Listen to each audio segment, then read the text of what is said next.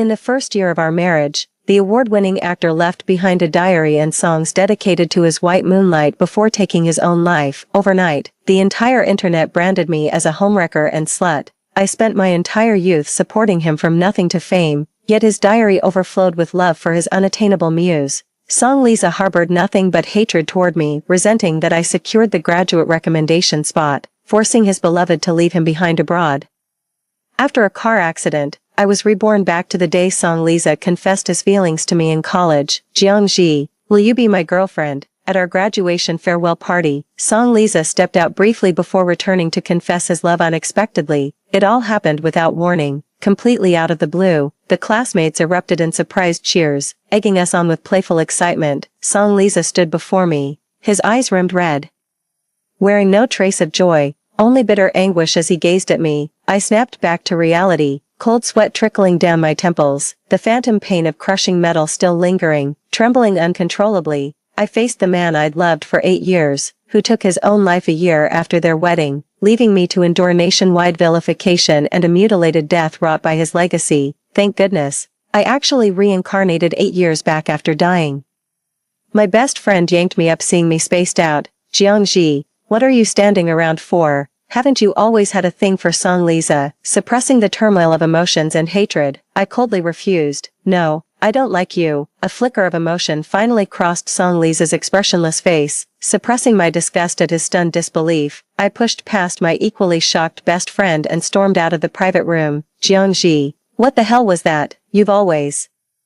My friend's furious shout followed me as she tried to chase after. Glancing back, I saw Song Lisa say something to her that finally stopped her pursuit. I'd only just been reborn today. After Song Lisa's diary and songs were leaked, his deranged fans tampered with my car's brake pads to avenge their idol, the award-winning actor. Throughout college, he kept breaking up and making up with Manhua Qing, while I secretly nursed my crush, known only to my best friend Feng Feifei. On graduation day, I agreed to become Song Lisa's girlfriend. I juggled grad school while supporting his 3-year climb in showbiz, continuing through our first year of marriage. After all these years, even a stone would have warmed to my touch, yet on every passionate night, he'd never kiss me. His indifference toward me remained unchanged. He never loved me, and I've always known it. This marriage was nothing more than Song Lisa settling for me after realizing Manhua Qing was forever out of reach. But I never imagined he actually hated me. After Song Lisa's death, I wore out his diary from constant rereading. Every page dripped with his hatred toward me. When Manhua Qing broke up with him and went abroad, he blamed me for stealing her postgraduate recommendation spot that kept them apart. From the very beginning, he was only with me to pressure me into giving up my recommendation spot for Manhua Qing. Yet Manhua Qing still went abroad in the end. He blamed it all on me, said my relationship with him drove Manhua Qing away. Fine then, this time around, I'll keep my distance from Song Lisa and stay out of their messy drama. Jiangji, how could you just leave without saying goodbye? Later that evening, Feng Feifei and the others returned. Noticing I was on my phone, Feng Feifei pulled me toward the balcony. Jiangji, Song Lisa confessed his feelings during dinner. Why didn't you say yes? Haven't you always liked him?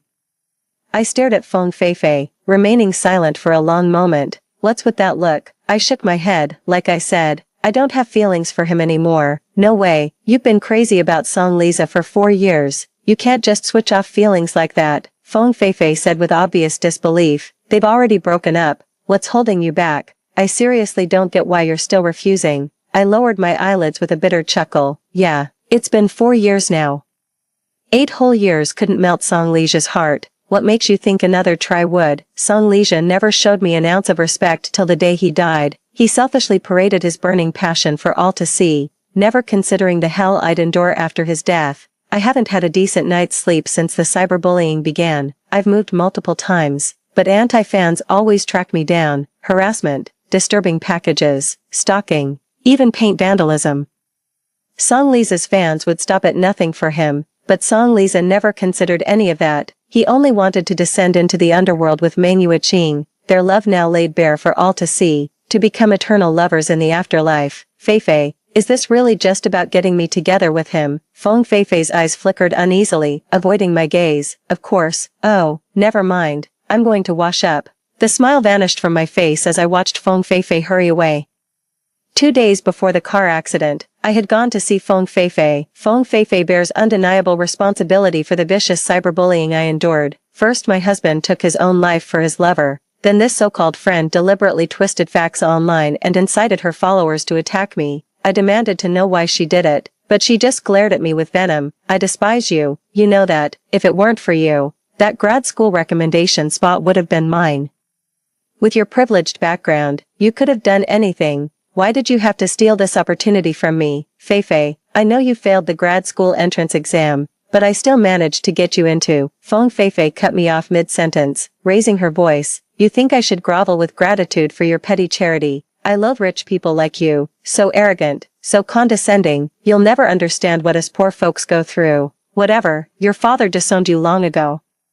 And you brought this all upon yourself. Had it not been for that online harassment before my death, I'd never have realized I'd completely misjudged Feng Feifei. In my past life, I genuinely cared for Feng Feifei, even when I fought with my father over dating Song Liza. Before he became an award-winning actor, I still swallowed my pride to ask Dad to get her a job at my brother's company after she failed her postgraduate entrance exams, later when she developed feelings for my brother. I even played matchmaker. Who would have thought she'd stab me in the back like this? Even when my relationships with my father and brother hit rock bottom, Feng Feifei certainly helped plenty. Thank goodness I got a second chance at life. This time around, Feng Feifei, without my help, your path will only get harder. In the following days, as soon as I wrapped up school matters, I immediately booked a flight back to Beijing. Shortly after arriving home, old Jiang received word from the butler and rushed straight back to the Jiang family villa. Xiaoji, what brings you home? I thought you were too busy with school to come back for summer break. With reddened eyes, I shook my head before suddenly giggling. Dad doesn't want me home. Fine then, I'll just head back to campus. What nonsense. Your father couldn't be happier. Old Yang, hurry and tell Xiaoji's home. Make sure he comes back early tonight. Old mister. Jiang stroked my head with trembling hands, tears streaming down his weathered face as he kept murmuring about how much thinner I'd become since last time. For father, our last meeting had been merely a month ago, but for me, a whole year had passed. During my 3 grueling years of grad school in my past life, I rarely returned to Beijing to spend time with Dad. Instead, I devoted myself completely to accompanying Song Liza to countless casting calls and networking dinners. His agency never gave him the attention he deserved. Being the daughter of Beijing's entertainment mogul did give me some insider knowledge about showbiz. For the longest time, I practically became his de facto manager. During a business dinner in Beijing, I coincidentally ran into a drama series our Jiang Entertainment had invested in that night. As I kept clinking glasses with Song Liza, Old Man Jiang's face darkened the entire evening. The next day, Old Man Jiang, who'd always treated me like his princess, demanded I break up with Song Liza. My father's eyes turned red with fury. If that penniless boy truly cared for you, he wouldn't drag a young lady like you into hardship. The greatest regret of my life was failing your mother. When she lay bedridden, I was powerless to help, and now, are you trying to be the death of me? Jiang Entertainment was built from scratch by my father and mother. That's why Mom's health was always fragile. She passed away when I was 5, leaving us behind. Song Liza came from humble beginnings, and Old Man Jiang knew all too well how grueling it is to stand by a man through his struggles. He refused to let me relive my mother's hardships. When there were smoother paths ahead, I stubbornly chose the rockiest one. Looking back now, I was truly love-struck and reckless in my youth. Later, Song Liza and I got married. By then, Song Liza had already become the youngest Best Actor winner. Father grudgingly acknowledged his competence. As his only daughter, I'd always been spoiled rotten. He indulged my every whim since childhood. Even when he disapproved of my marriage choice, he eventually relented. Though I'd asked Feng Feifei to deliver the wedding invitation, not a single Jiang family member showed up. After spending several days in Beijing, I returned to Jiang City just in time for graduation photos. Back at school, I learned that during my absence, Song Liza and Meng Yueqing's dramatic romance had taken a turn. Meng Yueqing went abroad. In our past life, Song Liza resented how Meng Yueqing never factored him into her future plans. She quietly prepared to study overseas and break up with him, so he rushed to confess to me, trying to sweet-talk me into giving up my guaranteed graduate spot, only to push Meng Yueqing further away. This time around, I stayed out of it. Meng Yueqing left the country without even taking graduation photos. The whole class knew about Song Liza confessing to me that night. Before the photographer arrived, People were already coming up to talk to me about it. Oh Jiangji, you should have seen it. Everyone was there when Meng Yuqing said Song Li's family background was beneath her, that they came from different worlds, had no future together. And her family would never accept some penniless boy like him. But honestly, Meng Yuqing's family owns hotel chains. Song Liza really doesn't measure up. Hey Jiangji, go for it now. You're not from Jiang City originally, right? You two would actually make a great pair. Feng Feifei told me you've liked him for 4 years. Now you don't have to worry about Song Liza getting tangled up with Meng Yuqing anymore.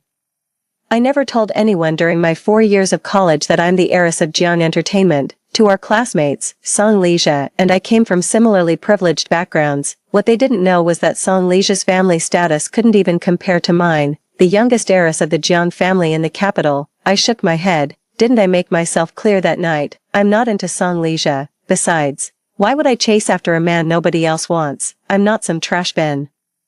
Before I could finish, the classmates around us gasped sharply. Turning around, he stood just steps away. Song Liza's face darkened as he glared at me fiercely. Clearly, he must have overheard what was just said. Those classmates scurried away in haste, leaving me standing alone. I rubbed my nose and was about to walk away. Song Liza cut me off in 3 quick strides. The 6-foot-tall man loomed over me with intimidating presence, his pitch-black eyes simmering with quiet anger. Pinned me with an inescapable gaze. I sighed and met his stare head-on. In my past life, I'd have been too shy to meet his gaze, all timid and reserved, but after reading those diary entries, all I felt was hatred. My heart wouldn't skip another beat for him. Jiangji, do you really not like me? Not at all. Without a moment's hesitation, Song Liza's expression clearly showed disbelief. Indeed, the diary entries Song Liza wrote at this time dripped with arrogance and smugness. Jiangji loves me so much, she's been obsessed with me for 4 years. The moment I confessed, she jumped at the chance. If I sweet-talk her into dropping grad school, she'll definitely agree. What a pathetic simp Jiangji is. Hilarious. Does she actually think I'm with her because I like her? Once she quits grad school, I'm dumping her immediately. Ching ching, I'll be with you soon. Where would Jiangji, that broke loser, get money to buy me shoes? Fake knockoffs without even looking. What an embarrassment to have a girlfriend like this. This simp doesn't hold a candle to my Ching Ching. If Jiangji loves me so much like the desperate simp she is, why won't she give up her grad school spot for me? Women's promises are worthless. It's all your fault, you bitch, for tearing Ching Ching and me apart. Ching Ching, I miss you so much. Please come back. Even if Jiangji follows me like a pathetic groupie through my entertainment career, I'll never love her. Just say the word and I'll cut her off instantly. I've lost count of how many times I've read these diary entries. Every single punctuation mark is burned into my memory, and each recollection makes me sick to my stomach. Impossible. Feng Feifei said you've had a crush on me for 4 years. Jiangji, are you playing hard to get? I stared at Song Liza with utter disbelief written all over my face. Song Liza completely ignored my expression and sneered, just give it up already. I'd never fall for someone like you. You're not even fit to lick Ching Ching's little finger. What a jerk. I took a deep breath, rolled my eyes, and walked away. After taking graduation photos, my college years officially came to an end. Everyone's going their separate ways, each with their own future. Some are starting jobs, others preparing for grad school exams, studying abroad, or like me, getting direct admission to grad school. Freed from being Song Liza's lackey, I suddenly found myself with nothing to do and completely at ease. As I finished packing my dorm room and booked my flight back to Beijing, Feng Feifei burst through the door. Jiangji, why are you walking so fast? Couldn't you wait for me? My packed suitcase sat at my feet, while my phone displayed a freshly purchased plane ticket. Feng Feifei gasped in surprise. Jiangji, are you heading back to Beijing already? I remained non-committal, though Feng Feifei's tone carried a hint of reproach. Why are you leaving so soon? Didn't we agree you'd stay with me for a few days? And what about helping me find a job like you promised? I remained silent for a long moment. Truth be told, these were all promises we'd made in our past lives. At school, Feng Feifei was one of the few people who knew about my family background. Feng Feifei once caught a glimpse of me video chatting with my dad. She'd assumed I was some sugar baby for a wealthy old man, and her jaw practically hit the floor. After learning I was actually an heiress, she started cozying up to me deliberately. Having failed to secure grad school admission and unwilling to endure the grind, she came begging for my help. My soft heart got the better of me, so I agreed. Jiangji. Feng Feifei's expression shifted slightly when she noticed me spacing out. Snapping back to reality, I gave her a knowing smirk. Feifei, you're the one who posted that on the school forum, aren't you? I pulled up a trending forum thread and shoved my phone in Feng Feifei's face. The post came from a brand new account. While it mainly gossiped about Song Liza and his girlfriend, every other sentence dragged me, the irrelevant bystander, into it, insisting I'd been secretly crushing on Song for 4 years. The post went viral, with everyone pitying Song Liza for being dumped while mocking me for overestimating myself and being a pathetic backup option. Jiangji, please let me explain. I just wanted Song Liza to know how you feel. You've liked him for so long, and as your best friend, I only want to see you happy. I don't know how things ended up like this. Feng Feifei turned pale instantly, tears streaming down her face. I scoffed coldly. You know exactly what you're thinking. I won't make this uglier than it needs to be. You're on your own now. As for work, a capable young person like you shouldn't have trouble finding a job. With that, I wheeled my suitcase out of the dorm. Moments later, the sound of shattering objects and Feng Feifei's shrieks erupted behind me. In this second chance at life, my deepest regret is failing my family. After returning home, I took the liberty of arranging a vacation for Dad and we went traveling together. We scaled mountains, marveled at waterfalls, roamed grasslands, and crossed deserts. That afternoon when we returned to Beijing, we ran into our college classmates Xiao Yao and Wu Linglong right outside the airport. When they saw me, their expressions turned strange. It took them a good while to recover before awkwardly greeting me. Feeling puzzled, I couldn't help but ask. Xiao Yao cleared her throat awkwardly and said, Jiangji, is it true you're being kept? What? I stared blankly, completely bewildered. They exchanged glances before finally opening up. Turns out, during my month-long trip, wild rumors about me being someone's mistress had been spreading across campus. People claimed that after Song Liza rejected me, I became so heartbroken that I ended up being kept by some wealthy old man. There were even so-called photographic evidence circulating that looked surprisingly convincing. Rumors started circulating out of nowhere, claiming my graduate school recommendation was orchestrated by some old man pulling strings behind my back. The two glanced at old Mr. Jiang boarding his Rolls-Royce, taking it as further confirmation of their suspicions. Jiangji, you're in the prime of your life. Don't throw yourself away just for grad school admission. That man could be your father. Have some self-respect. The university launched an investigation into your recommendation. If they find irregularities, your spot could go to someone else, and your parents will find out. This reckless gamble isn't worth the consequences. I stood frozen for what felt like ages, only snapping out of it when Dad called Xiaoji from across the room. Is there any chance this might actually be my father? I sighed wearily. Wait, Jiangji, your family isn't poor. You're rich. Both of them were utterly flabbergasted. Clenching my teeth, I finally asked, will my graduate recommendation spot go to Feng Feifei? After getting in the car, old Jiang noticed my grim expression and asked what was wrong. When he learned about the malicious rumors spread against me at school, old Jiang flew into a rage and wanted to turn straight back to the airport to teach my bullies a lesson. It took all my persuasion to calm old Jiang down. In the end, I didn't make it home, just turned right around and headed back to the airport. Accompanying me was my father's secretary's son. Old Jiang was tied up with work and simply lent secretary's son to me. Since it was a last-minute ticket to Jiangshi, the only available seat was in first class. Secretary's son and I had no choice but to sit separately. The moment I took my seat, the man beside me opened his eyes and glanced my way. I murmured an apology while stealing a proper look at him. The man wore a sharply tailored navy suit, his angular features softened only slightly by thin gold-framed glasses. With his long legs crossed casually, he exuded an air of refined elegance. He gave a slight nod, his aloof expression flickering momentarily before fixing me with that piercing stare again. I frowned uncomfortably, growing increasingly irritated by his unwavering gaze. Turning my head, I asked, "Excuse me, sir, do we know each other?" The man nodded faintly, and this time it was my turn to get angry. "Sir, your pickup line is painfully outdated. You don't remember me." The man let out a low chuckle, though his aristocratic features now carried unmistakable sorrow. I froze momentarily, staring at his face while desperately trying to recall where we'd met. "Little shadow, you heartbreaker. Forgotten me completely after just a few years apart." The man chuckled exasperatedly. I froze momentarily before exclaiming in delight, "Chenin, you're back, TSK. This little traitor who once promised to marry me now acts like she's never met me." His tone hovered between teasing and wounded. My face burned as I lowered my head. "That's fate for you, wonderfully unpredictable." After years apart, I unexpectedly reunited with Lu Chenin on a flight. Lu Chenin was my brother's classmate, our neighbor, and a frequent dinner guest. We grew up bickering and bantering our way through childhood, with Dad always busy at work. I grew up clinging to my brother, wherever my brother went. I followed. That's how I earned the nickname Little Shadow from Lu Chenin. In the years after Mom passed away, my brother and I lived with Aunt Lu's family. You could say Chenin and I were childhood sweethearts. Back then, Lu Chenin was just a chubby little boy who often got teased with nicknames like Pudgy. That "I'll marry you" remark came about because people bullied Lu Chenin, saying no one would ever marry someone so overweight. Lu Chenin fed me while crying his eyes out, in a panic.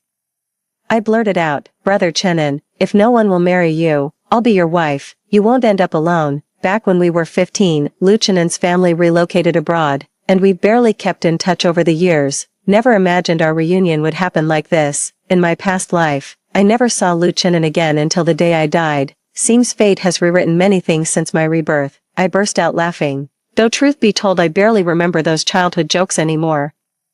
Bringing it up now feels oddly awkward. Lu Chenin shot me a glance and said gloomily, "What, got yourself a boyfriend now, you little heartbreaker?" His tone carried this inexplicable mix of bitterness and resentment. I shook my head, but caught Lu Chenin pursing his lips out of the corner of my eye, a faint smile playing at the corners of his mouth. My brow twitched nervously as I quickly changed the subject. "Chenin, when did you get back? Why didn't you reach out? My brother and I would have loved to welcome you home properly. I've been back for a few days," Lu Chenin replied, his gaze intense and lips curling into a smile that seemed to melt me on the spot. "Was planning to contact you after wrapping things up, but..." My heart skipped a beat as a sudden thought flashed through my mind. Lu Chenin seemed oblivious to my evasion and continued cheerfully, "A friend asked me to give a lecture at Jiang University." "What brings you to Jiang City, Xiaoji?" The joy of reuniting with a childhood friend instantly faded. My face darkened as a vicious glint flashed in my eyes. "Brother Chenin, I just graduated from Jiang University, but this trip back is to settle some unfinished business." Noticing my grim expression, Lu Chenin wisely refrained from further questions. For the next hour, we didn't speak again, and I drifted off to sleep without realizing it. When I opened my eyes again, Lu Chenin's jacket was draped over me. The subtle scent of pinewood filled my senses, bringing unexpected comfort. I sat there dazed, surprised I'd managed to sleep so soundly on a plane. I haven't been sleeping well since coming back to this life. I'm terrified this might all be fake, just a dream, afraid I'll wake up to find nothing changed. Trapped again in that cyberbullying storm, treated like vermin everyone wants gone, forced to slink through gutters when going out. "You're awake. Perfect timing, we're almost there," I nodded. Took a deep breath, and handed the coat back. Lu Chenin didn't accompany us after we left the airport. After exchanging contact information with him, Secretary's son and I headed straight to Jiang University. In the office of Jiang University's president, a shrill voice rang out from inside. "Principal Wang, this shameless and morally corrupt student must be expelled, otherwise, what's to stop other decent children from following her example? We must nip this toxic influence in the bud." My footsteps faltered as a cold smirk twisted my lips. Wasn't that Ms. Lee, the teacher who'd never had a kind word for me? Her daughter attended Jiang University too, yet year after year, it was my academic excellence that secured every scholarship. Department quotas are limited, and with her daughter constantly being outperformed by me, she couldn't save face yet couldn't do anything about it, resorting to petty sabotage behind my back. Now that I've crashed and burned, aside from Feng Feifei, she's probably the most delighted. Bang, with a loud bang, I shoved open the principal's office door. The two in the room spun around in alarm, recognizing me. Professor Lee sprang to his feet and immediately launched into accusations. "Jiang Ji, have you no sense of propriety? Barging into a professor's office without knocking. President Wang, expel this student at once, or our century-old Jiang University's reputation will be tarnished by her scandal." I gave Professor Lee a cool glance, jumping to conclusions before verifying facts. Quite enlightening coming from an educator. Professor Lee glared daggers, fuming. "Photos don't lie. Your sugar daddy arrangement is practically confirmed. That graduate recommendation spot,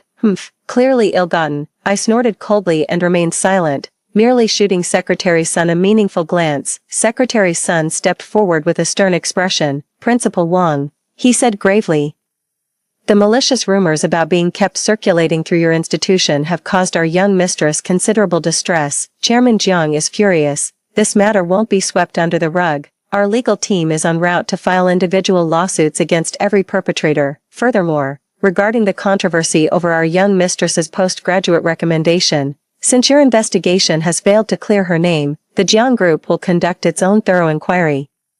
Should evidence prove her innocence, we expect Principal Wang to publicly exonerate her. Beads of sweat formed on Principal Wang's temples as he took in Secretary Sun's no-nonsense demeanor. He scrambled to his feet and ventured timidly, "May I ask which Mr. Jiang you're referring to?" Chairman of Capital City's Jiang Entertainment Group. Principal Wang's eyes widened, his voice trembling as his gaze shifted toward me. "So Jiang Ji is the Jiang Group heiress, Chairman Zhang's only daughter." Principal Wang's demeanor instantly became deferential, treating me with night and day difference in attitude while fully cooperating with Secretary Sun's requests. As for Teacher Li, upon learning my true identity, he froze completely on the spot. Then, as if struck by some sudden realization, he hurriedly rushed out of the room. By the time I stepped out of Principal Wang's office again, a full hour had passed. All posts about me on the school forum were taken down within this hour. I decided to stop hiding my identity as the Jiang Entertainment heiress and had Secretary Sun make it public. All this secrecy got me nowhere. Might as well announce it to the world. Better to inconvenience others than suffer in silence.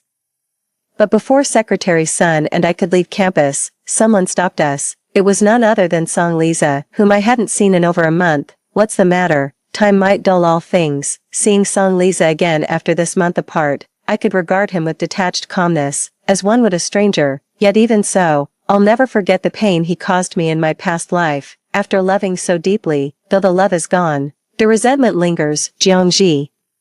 So you really are the heiress of Jiang Entertainment?" I nodded openly in acknowledgement. "In my past life, I never told Song Liza about my true identity, initially because I didn't want to burden him. Later, I kept silent after severing ties with the Jiang family, simply letting my background remain unspoken. But then, Song Liza suddenly erupted in fury. "It was you, wasn't it? You're behind this." I stumbled backward in terror. The same dread from confronting those frenzied fans in my previous life surging through me again. Secretary Sun immediately stepped in front of Song Liza. "Sir, I advise you to calm down. If you act recklessly, our CEO Jiang won't let anyone who disrespects the young mistress get away with it." Secretary Sun pushed Song Liza aside, then addressed me deferentially. "Young mistress, shall we go?" I nodded in agreement. But after taking just a couple of steps, I paused again. I really don't want to have anything to do with Song Liza again, but I'm more curious about what Song Liza actually meant by his words. "Song Liza, what did you mean by that just now?" "Jiang Ji, stop pretending. This has to be your doing. Why else would Jiang Entertainment back out of signing me at the last minute? You're behind this, aren't you?" Song Liza's face turned ashen, his handsome features twisting into something almost grotesque in that moment. I stood frozen for what felt like ages. Staring at that face without a trace of my former fluttering heart. This was the same face that had been worshipped as god-tier handsome in his past life, driving hordes of fangirls wild with devotion. No wonder when Song Liza announced his marriage, the internet overflowed with vicious rumors about this mysterious sister-in-law. "Song Liza, I haven't done anything. I've always stayed out of company affairs," I sighed. "In our past life, Song Liza chose to enter the entertainment industry partly because of Meng Yuqing. In this lifetime, I never imagined Song Liza would still end up in showbiz, but none of that matters anymore. Without me in this lifetime, Song Liza's path will only grow more arduous." After distancing myself from Song Liza, I remained at Jiang University, having dismissed Secretary Sun. I headed to Jiang University's grand auditorium, even before entering. The crisp voice amplified through the auditorium speakers reached me, gentle as a spring breeze, quietly nourishing everything it touches. I slipped in unnoticed and quietly took a seat in the last row of the auditorium. Lu Chenin stood tall and handsome, his gold-rimmed glasses lending him an air of refined elegance, sending the female students attending the lecture into a flutter. After the lecture ended, Lu Chenin was swarmed by female students eager to add his WeChat. Leaning against a nearby doorway, I waited quietly until Lu Chenin spotted me and gave me a slight chin lift. "If you have any questions, feel free to contact that male student. He'll compile them and forward to me." Lu Chenin gave a nod to the disappointed female students before pushing through the crowd toward me. "Been waiting long?" I shook my head and blinked. "Not at all. Professor Lu's lecture was truly enlightening." Lu Chenin paused briefly before letting out a quiet chuckle. "Professor Lu, what's your relationship with Jiang Ji? Don't tell me you two are." I'd become somewhat of a campus celebrity at Jiang University lately, with my identity no longer concealed. Many in the auditorium had recognized me. The familiar way I interacted with Lu Chen and drew countless curious gazes our way. About Jiang Ji and me, Lu Chen paused briefly, casting me what seemed like a casual glance. Lowering my gaze, I volunteered an explanation. Professor Liu and I were childhood friends. Lu Chen froze momentarily, a flicker of disappointment crossing his face before he smoothly led me out of the auditorium as if nothing had happened. Secretary Sun truly lives up to being my father's right-hand woman. She handles matters with such efficiency that it puts my mind completely at ease. 2 days later, Secretary Sun came to see me with the file folder. Miss, we've uncovered the truth about the matter. I didn't rush to open the folder. Sighing, it was Feng Feifei, wasn't it? Handle this matter as it should be. No need to go easy. Some people don't deserve her forgiveness, just like the last life. And this one too. Secretary Sun shook her head. Miss, Feng Feifei didn't do this. I turned my head in shock and asked. Not Feng Feifei. How is that even possible? I've seen those photos circulating wildly on the forums, if I'm not mistaken. They must have been taken about 6 months ago. I remember that occasion vividly. Chairman Jiang was visiting Jiang City on business, but couldn't pick me up himself due to official duties. Secretary Sun ended up driving to collect me after class. Feng Feifei was present that day too, and the photo angles clearly indicate she must have been the one who took them. Could it be? I immediately opened the folder. Inside was a document retrieved by Secretary Sun through Jiang Entertainment's PR team, the IP address of the account that first spread rumors about me. I wasn't surprised when I saw the location was Jiang University. My heart skipped a beat when I saw Ms. Li's name on the second sheet. It felt both expected and unexpected at the same time. Just days ago, Ms. Li had been vehemently demanding Principal Wan take disciplinary action against me in his office, so her involvement wasn't entirely surprising. But how on earth did she get hold of these photos? Miss, Li Shuihua's actions have infringed upon your reputation rights. With the evidence we've gathered, we can file a lawsuit against her. What are your thoughts? While the charges aren't serious enough to land her in jail, old Mr. Jiang is furious.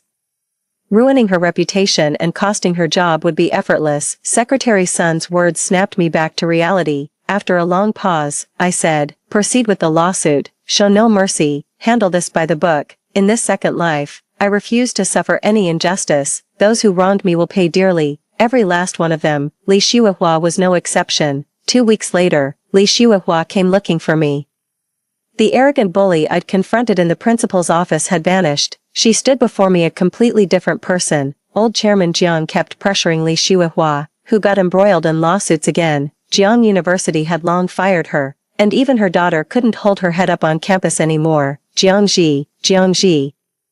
I beg you, let me go. Spare my daughter. I did all this myself. She had nothing to do with it. Don't ruin her life. I've lost my job now. Aren't you satisfied? Show some mercy where mercy is due. Leave some room for reconciliation. We might cross paths again someday. Li Shuihua now looked a decade older. This woman who'd always maintained such impeccable, dignified grooming. Her hair was tied up haphazardly, dark circles shadowing her eyes. Who knows how long she'd gone without sleep.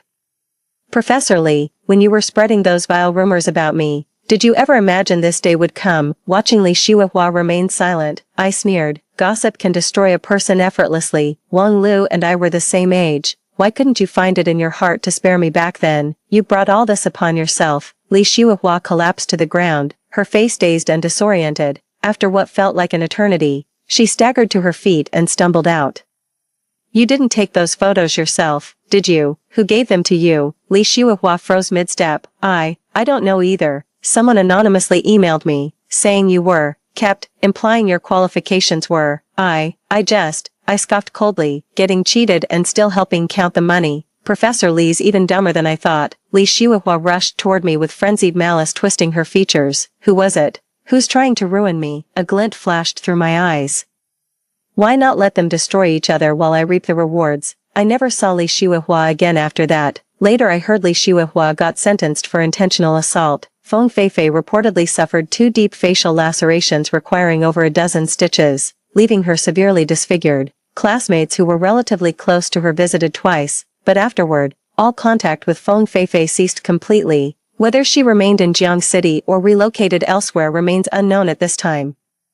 I'm thoroughly satisfied with how this situation unfolded. Li Shuihua paid her due price, and Feng Feifei met the same fate. Most crucially, Feng Feifei's facial disfigurement now makes it highly unlikely she'll become entangled with my brother like in our past life. In our previous life, I attended Jiang Entertainment's annual gala to support Song Li's career, bringing Feng Feifei along as company, yet somehow, Feng Feifei ended up sharing an intimate night with my brother Jiang Huai. After that fateful night, Feng Feifei came to me weeping bitterly with her grievances. My heart softened, knowing my brother had no affection for his original fiancée, the Wu family heiress, so I deliberately played matchmaker for them. But who could have guessed Feng Feifei's viperous nature would, even now, reborn. Recalling the foolish deeds of my past life makes me want to slap myself hard across the face. Thank goodness. None of this will happen now, with everything settled. September quietly arrived as I prepared to embark on my new life. Yet a week into the semester, I froze in place when I saw that familiar figure entering behind my graduate advisor, Lu Chenin. What's he doing here? After that day, Lu Chenin mentioned he'd stay in Jiang City for 2 days, but the very next day, Lu Chenin abruptly left Jiang City and rushed abroad for urgent matters. We barely kept in touch that summer. Never expecting Lu Chenin would quietly return, I pursed my lips, ignoring Lu Chenin's surreptitious wink before abruptly turning my head away. After our advisor introduced Lu Chenin as the visiting professor, we were dismissed. 2 classmates tried dragging me along for lunch, but I didn't even get a chance to respond. Footsteps quickly approached from behind. Xiaoji, a mellow voice drifted into my ears. 2 classmates halted abruptly, their faces flushing as they watched Lu Chenin greeting me. Jiangji, let's grab dinner another time. We'll head off first. They winked at me conspiratorially before hastily abandoning me. What's the rush? Couldn't even wait for me. I huffed with clear annoyance. Somebody just waltzed back into town without even telling their old friend, sneaking into Jiangda like a thief. Lu Chenin's expression flickered momentarily before quickly regaining composure. My bad, princess. Wanted to surprise you. How about I treat you to something delicious? Consider it my peace offering. It was at the dinner table that I learned Lu Chenin had always planned to return to China for his career. His recent absence was because Aunt Lu fell ill, prompting him to rush back home. As Lu Chenin went to settle the bill after dinner, I found myself quietly staring at his retreating figure. Despite his current achievements and numerous job offers from prestigious companies, he chose Jiang University, an oddly unsuitable fit for someone of his caliber. The reasons behind this are self-evident. What's on your mind? Lost in thought with furrowed brows, I snapped back to reality to find Lu Chenin gazing at me with a gentle smile, his slender fingers waving playfully before my eyes. Shaking my head, I walked out with Lu Chenin, keeping my eyes downcast. For the next couple weeks, whenever Lu Chenin came to teach at Jiang University, he'd drag me out under the pretense of having me show him around the city. It felt like we'd returned to how things used to be between us.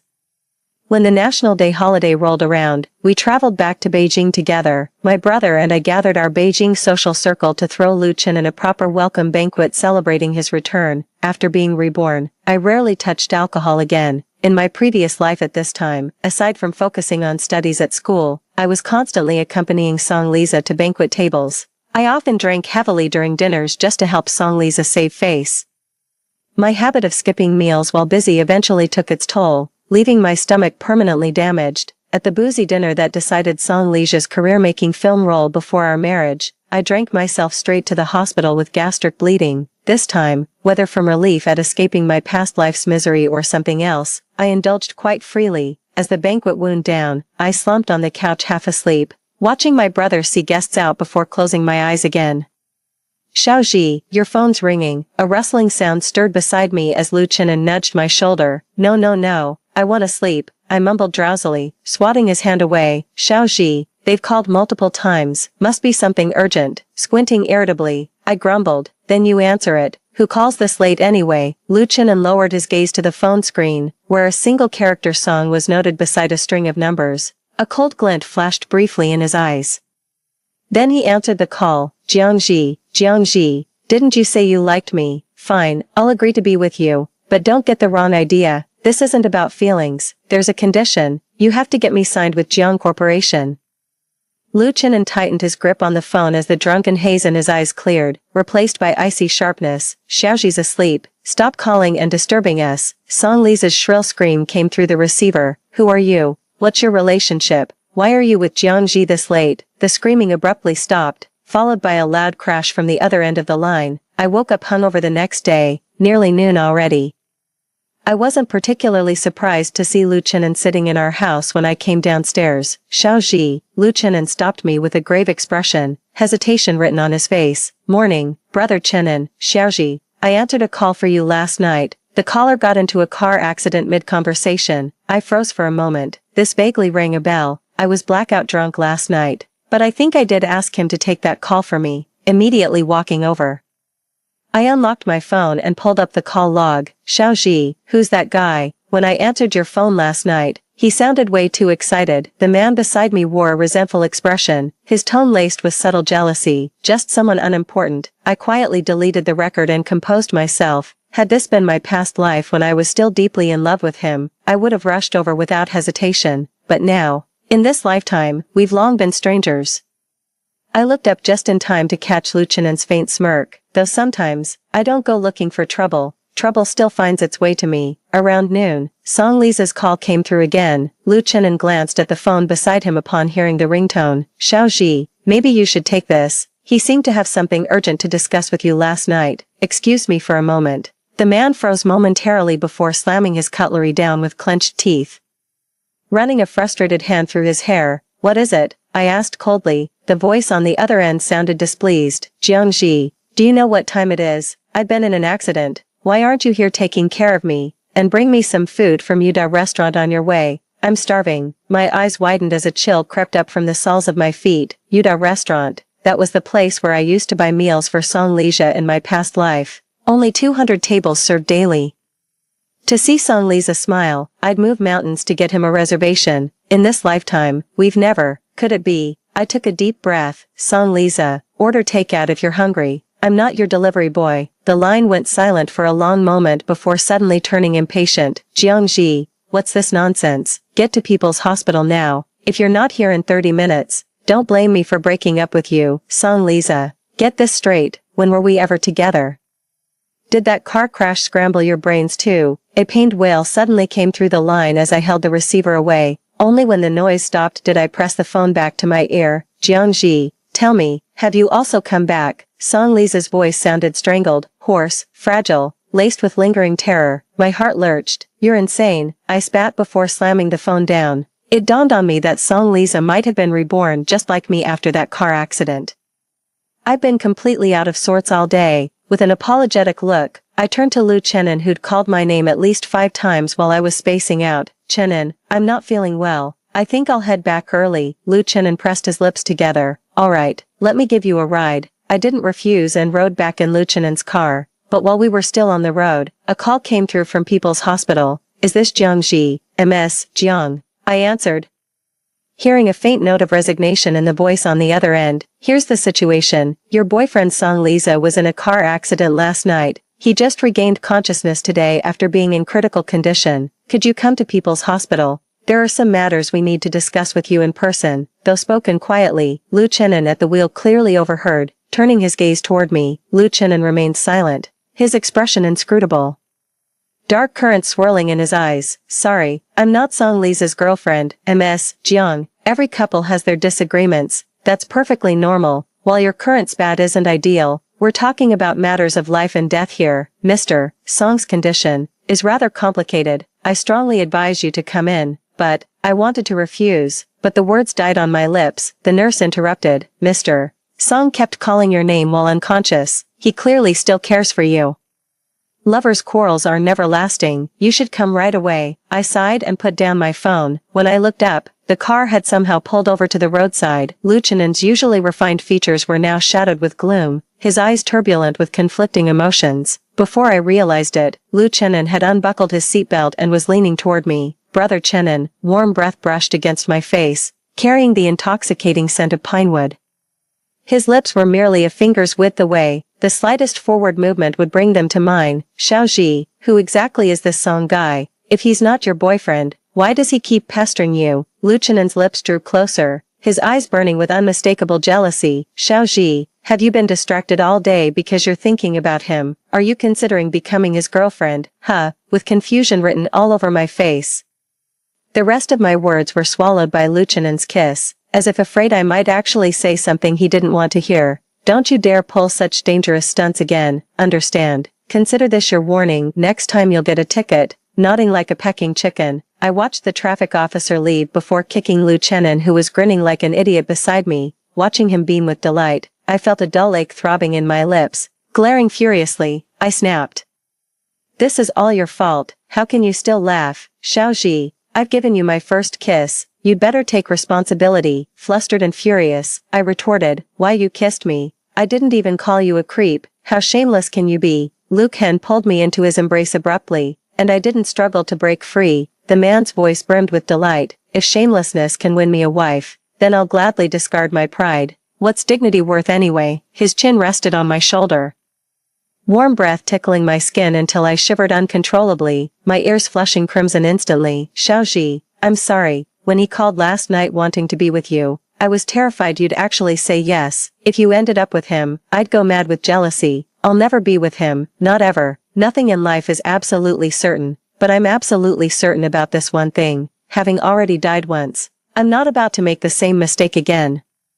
Luchanen arched an eyebrow, staring straight at me. Then you'll have to be with me. Will you be my girlfriend? Seeing me hesitate for 2 seconds, Luchanen leaned his thin lips toward me again. I quickly covered his lips, blushing as I protested. What are you doing? If you don't agree, I'll keep kissing you until you do. So, will you, you little heartbreaker? You've already taken my first kiss. Don't you want to take responsibility?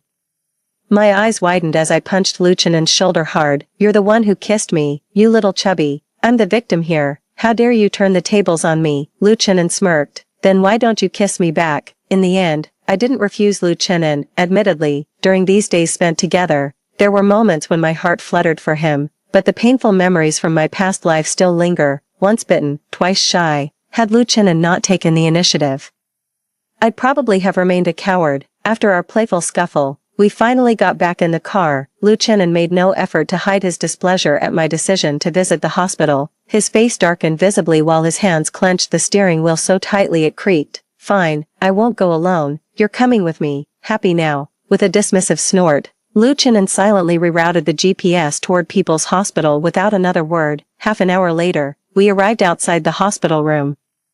Through the glass door, we could clearly see Song Liza clutching his head in apparent agony on the bed. What's wrong with him? I frowned in confusion. My right hand was suddenly seized in a vice-like grip that bordered on painful. Turning my head, I found myself staring directly into Luke Hen's intense gaze. The man wore a jealous expression, his downturned eyes radiating pitiful vulnerability. The nearby nurse glanced between Luke Hen and me, then at Song Liza in the hospital room.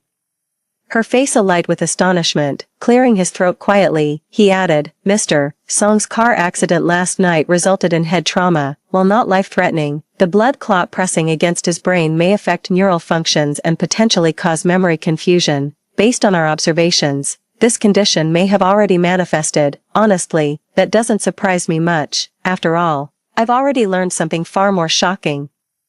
Memory confusion isn't frightening. What's truly terrifying is Song Liza being reborn just like him. The mere thought of that man returning, the hatred I'd suppressed for so long came surging back, leaving my body trembling uncontrollably. Xiaoji. As I looked up, I saw Luchanen gazing at me with evident concern. Shaking my head, I turned to the nurse and asked, how long until the blood clot dissolves? The nurse nodded. Without surgery, recovery typically takes about a month.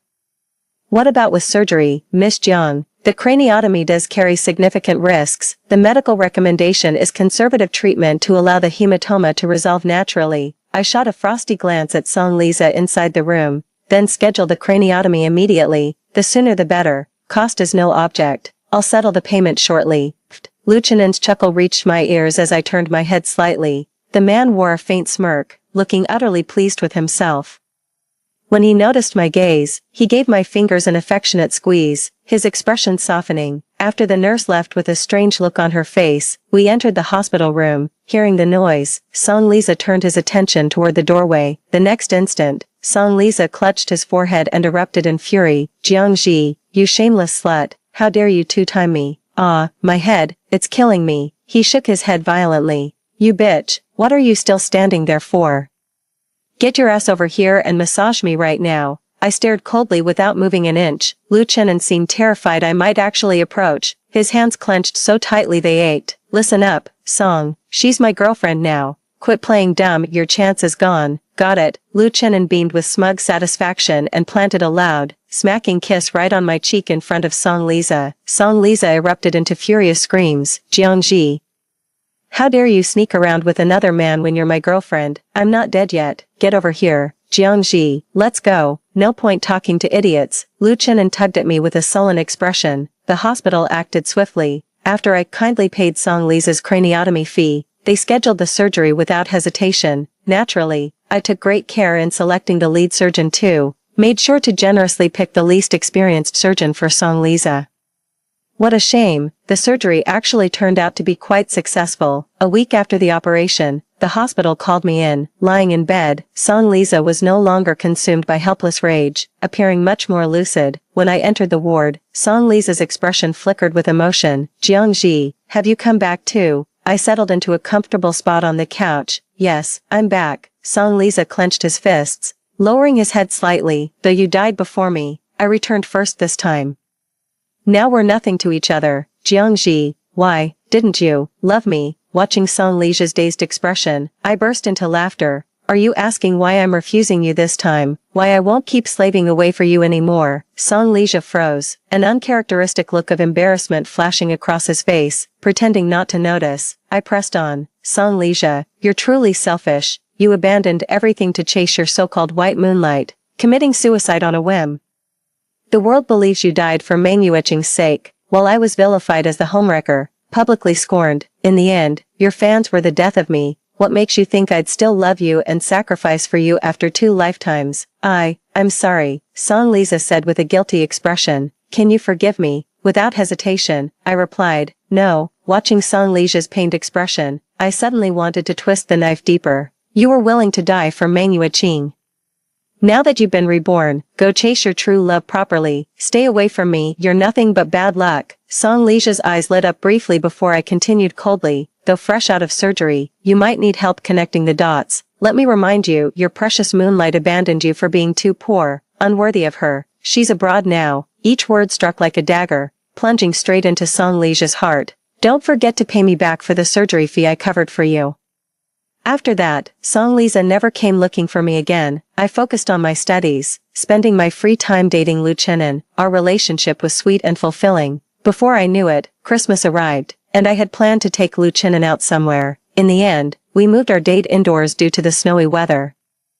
We washed and chopped vegetables together, planning to enjoy a steaming hot pot on this chilly winter night. Midway through dinner, Lu Chenin brought out a huge bouquet of flowers. Xiaoji, this isn't our first Christmas together. But it's our first Christmas with just the two of us, completely ours alone. We'll spend every Christmas together from now on. The doorbell suddenly rang, and I put down the large bouquet in my hands. As I was about to get up, Lu Chenin pressed my shoulder lightly and went to answer the door. When no sound came for quite a while, I rose suspiciously. What's going on? Who's at? Brother. What are you doing here? My freeloader brother Jiang Huai was standing at the doorway, locking eyes with Lu Chenin in a staring contest. When I spoke up, Jiang Huai clapped his hands dramatically. Well, Christmas Eve, candlelit dinner, roses. What a lovely surprise. You punk actually made a move on my sister.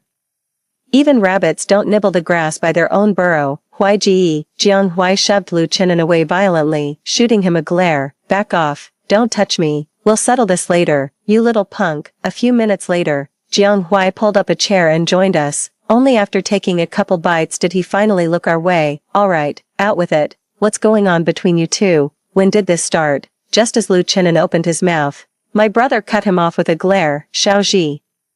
Tell your brother the truth. Did this bastard force you into this? No. I glanced at Lu Chenin, who was drenched in sweat, and shook my head. Then I gave Jiang Huai a proper account of what happened between me and Lu Chenin. Jiang Huai's expression softened slightly after hearing it. Still, he snorted and summoned Lu Chenin into another room. They didn't emerge until nearly 15 minutes later, the moment I stepped out. My gaze instantly locked onto the crimson stain at the corner of Lu Chenin's lips. Xiaoji, this punk took advantage of you behind my back. That's downright dishonorable. As his future brother-in-law, I had to teach him a lesson to establish authority. What if he bullies you later? Thanks, Gidge. Seeing my eyes inexplicably redden, Jiang Huai grew instantly frantic. No, Xiaoji, don't cry. I just don't want you getting hurt. This guy's been trouble since we were kids, you. Lu Qinan chimed in anxiously from the side. Xiaoji, I'm fine, please don't cry. I shook my head and buried my face in Jiang Huai's chest. No, big brother, I'm just touched. You're so good to me, given a second chance at life. No one knows how desperately I want to make up for the familial love I failed to give in my past life. In my previous life, I was blind to stay with Song Liza. Even my brother disapproved because he could see Liza never truly loved or cared for me. Yet I yelled at my brother to mind his own business. I can still remember the hurt in my brother's eyes that day, and to this day I feel guilty whenever I see him. Damn me. My brother always had my best interests at heart, but I was blind with foolishness, intoxicated by false love, trying to awaken a worthless soul with nothing but sincerity. After my brother found out about me and Lu Qinan, there was no way old man Jiang wouldn't hear about it eventually, on New Year's Day. We planned to make a trip back to Beijing. Compared to my brother's shock and anger about us being together, old Jiang seemed rather unfazed, or rather, pleased. To quote old Jiang, Lu grew up with you kids, so I know him inside out, and trusting Xiaoji to your care puts my mind at ease. When they asked about our wedding plans, before I could even voice my refusal, Lu Qinan cut in first. Uncle Jiang, we're in no hurry. Xiaoji's focusing on her studies right now. Besides, Brother Huai hasn't even settled down yet. We've got plenty of time. Jiang Huai, finding himself dragged into this unexpectedly, shoved a cake right into Lu Qinan's face. Just eat your food, always meddling in others' business, nosy much. Speaking of Jiang Huai, it's worth noting that in this lifetime, perhaps due to the absence of Feng Feifei's disruptive influence, his relationship with the Wu family heiress took an unexpected turn. The Wu family's eldest daughter, Wu Jinshu, was proud and headstrong, refusing to be tied down. Unlike the refined manners typical of Beijing's elite daughters, she played by her own rules, a straight shooter who loved and hated fiercely. If not for Feng Feifei's sudden appearance, I'd actually love Wu Jinshu to be my sister-in-law. She'd make a perfect match for my brother, both brilliant minds and stunning looks, not to mention their equally distinguished family backgrounds. In this lifetime, fate would intertwine these two strangers destined to be engaged. Rumor has it my brother met Wu Jinshu one evening while discussing business at a bar. Tipsy Wu Jinshu mistook my brother for a male escort and practically dragged him to a hotel, insisting on paying for his services overnight. Of course, Wu didn't get her way, but the incident became my future sister-in-law's lingering resentment. Rumor has it my brother's been avoiding extended stays in Beijing lately, otherwise my formidable sister-in-law would come charging after him. Their cat-and-mouse game continues, with no end in sight. We didn't return to Jiang City until after New Year's Day. With finals approaching, my coursework became heavier than usual. Only after finishing the day's tasks could I finally relax and check my phone. My expression turned icy when I saw 3 consecutive missed calls on my phone.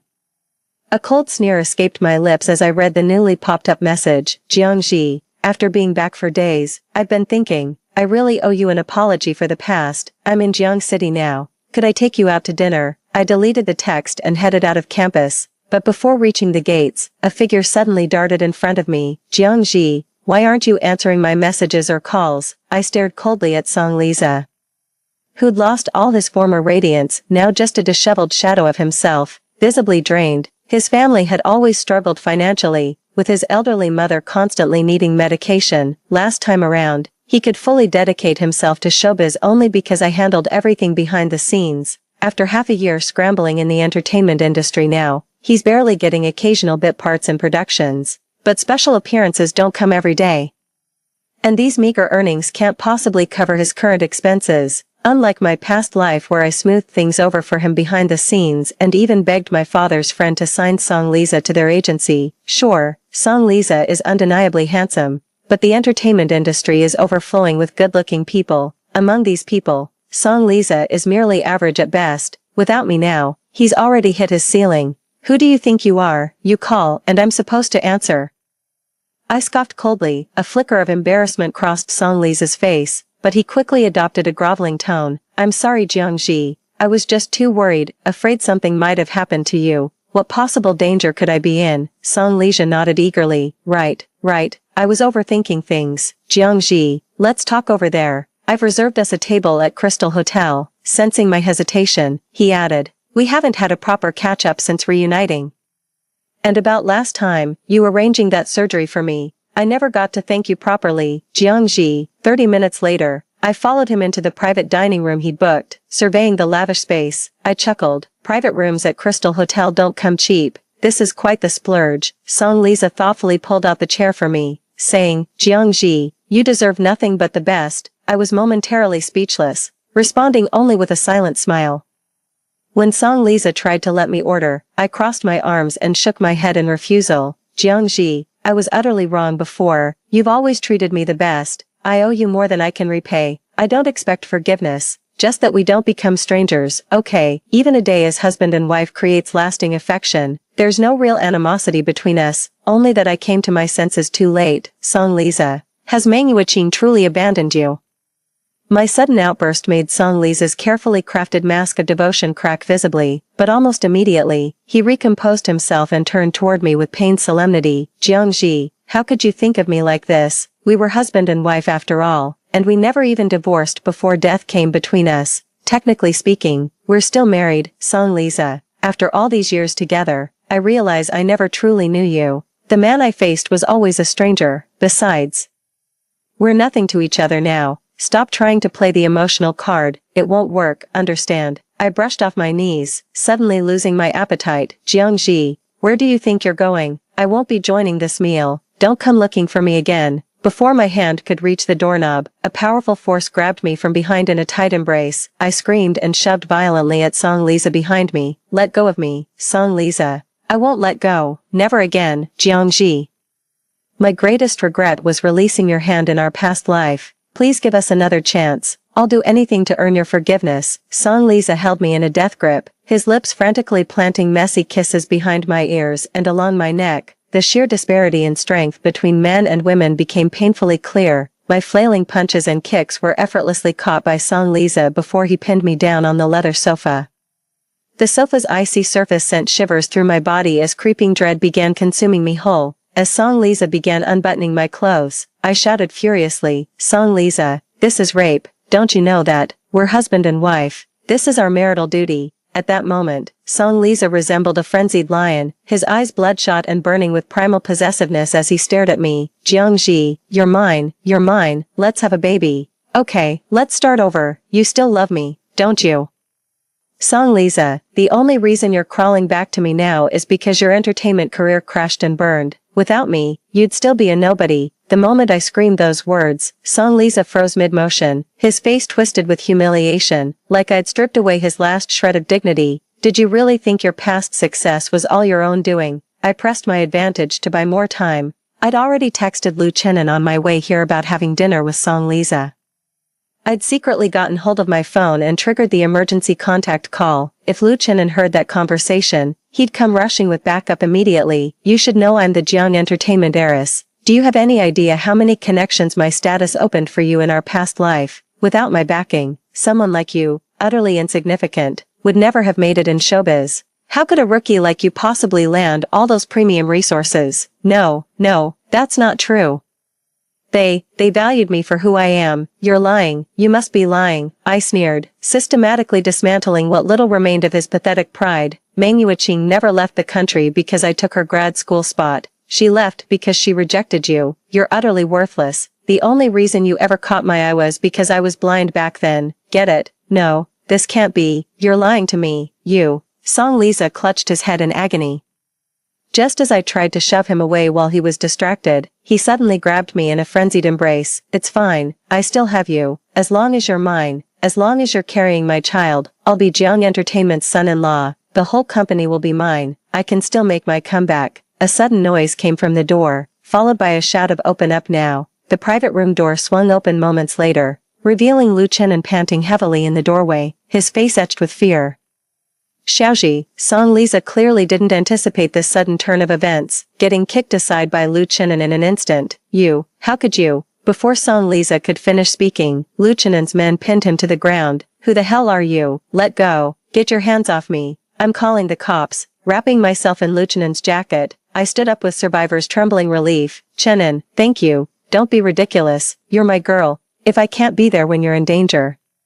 What kind of man would that make me? Only after pulling me into his embrace did Lu Qianan turn icy eyes towards Song Lizha, who was still thrashing and shouting obscenities. Song, you've got some nerve making moves on my girl. Don't worry, prison time is guaranteed. The Lu family will make sure you rot behind bars. She's my wife, my lawful wife. Our relationship is legitimate. Jiangji, help me. For God's sake, help. Song Lizha was dragged away.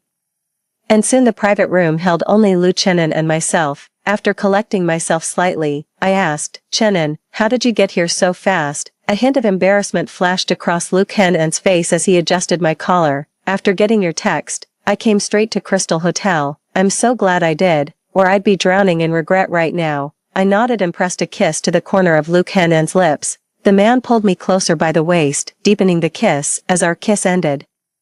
A sudden thought struck me and I glanced anxiously at Lu Qianan. What's wrong? His voice was husky as he traced the red marks on my neck, his eyes flickering with concern. About that call I just made, did you hear me? Lu Qianan nodded calmly, showing no particular surprise. So you know I'm reborn. I do. The man looked at me with tenderness in his eyes. What exactly happened in your past life? Would you tell me? I had no intention of keeping secrets from Lu Qianan, so I told him everything. Only after finishing my story did I realize tears were streaming down my face. Xiaoji, I wish I'd come back sooner. It's not your fault. Besides, don't I have you now? I tilted my head thoughtfully, but in my past life, I never saw you again after I turned 15, when you suddenly reappeared in this lifetime and we met again.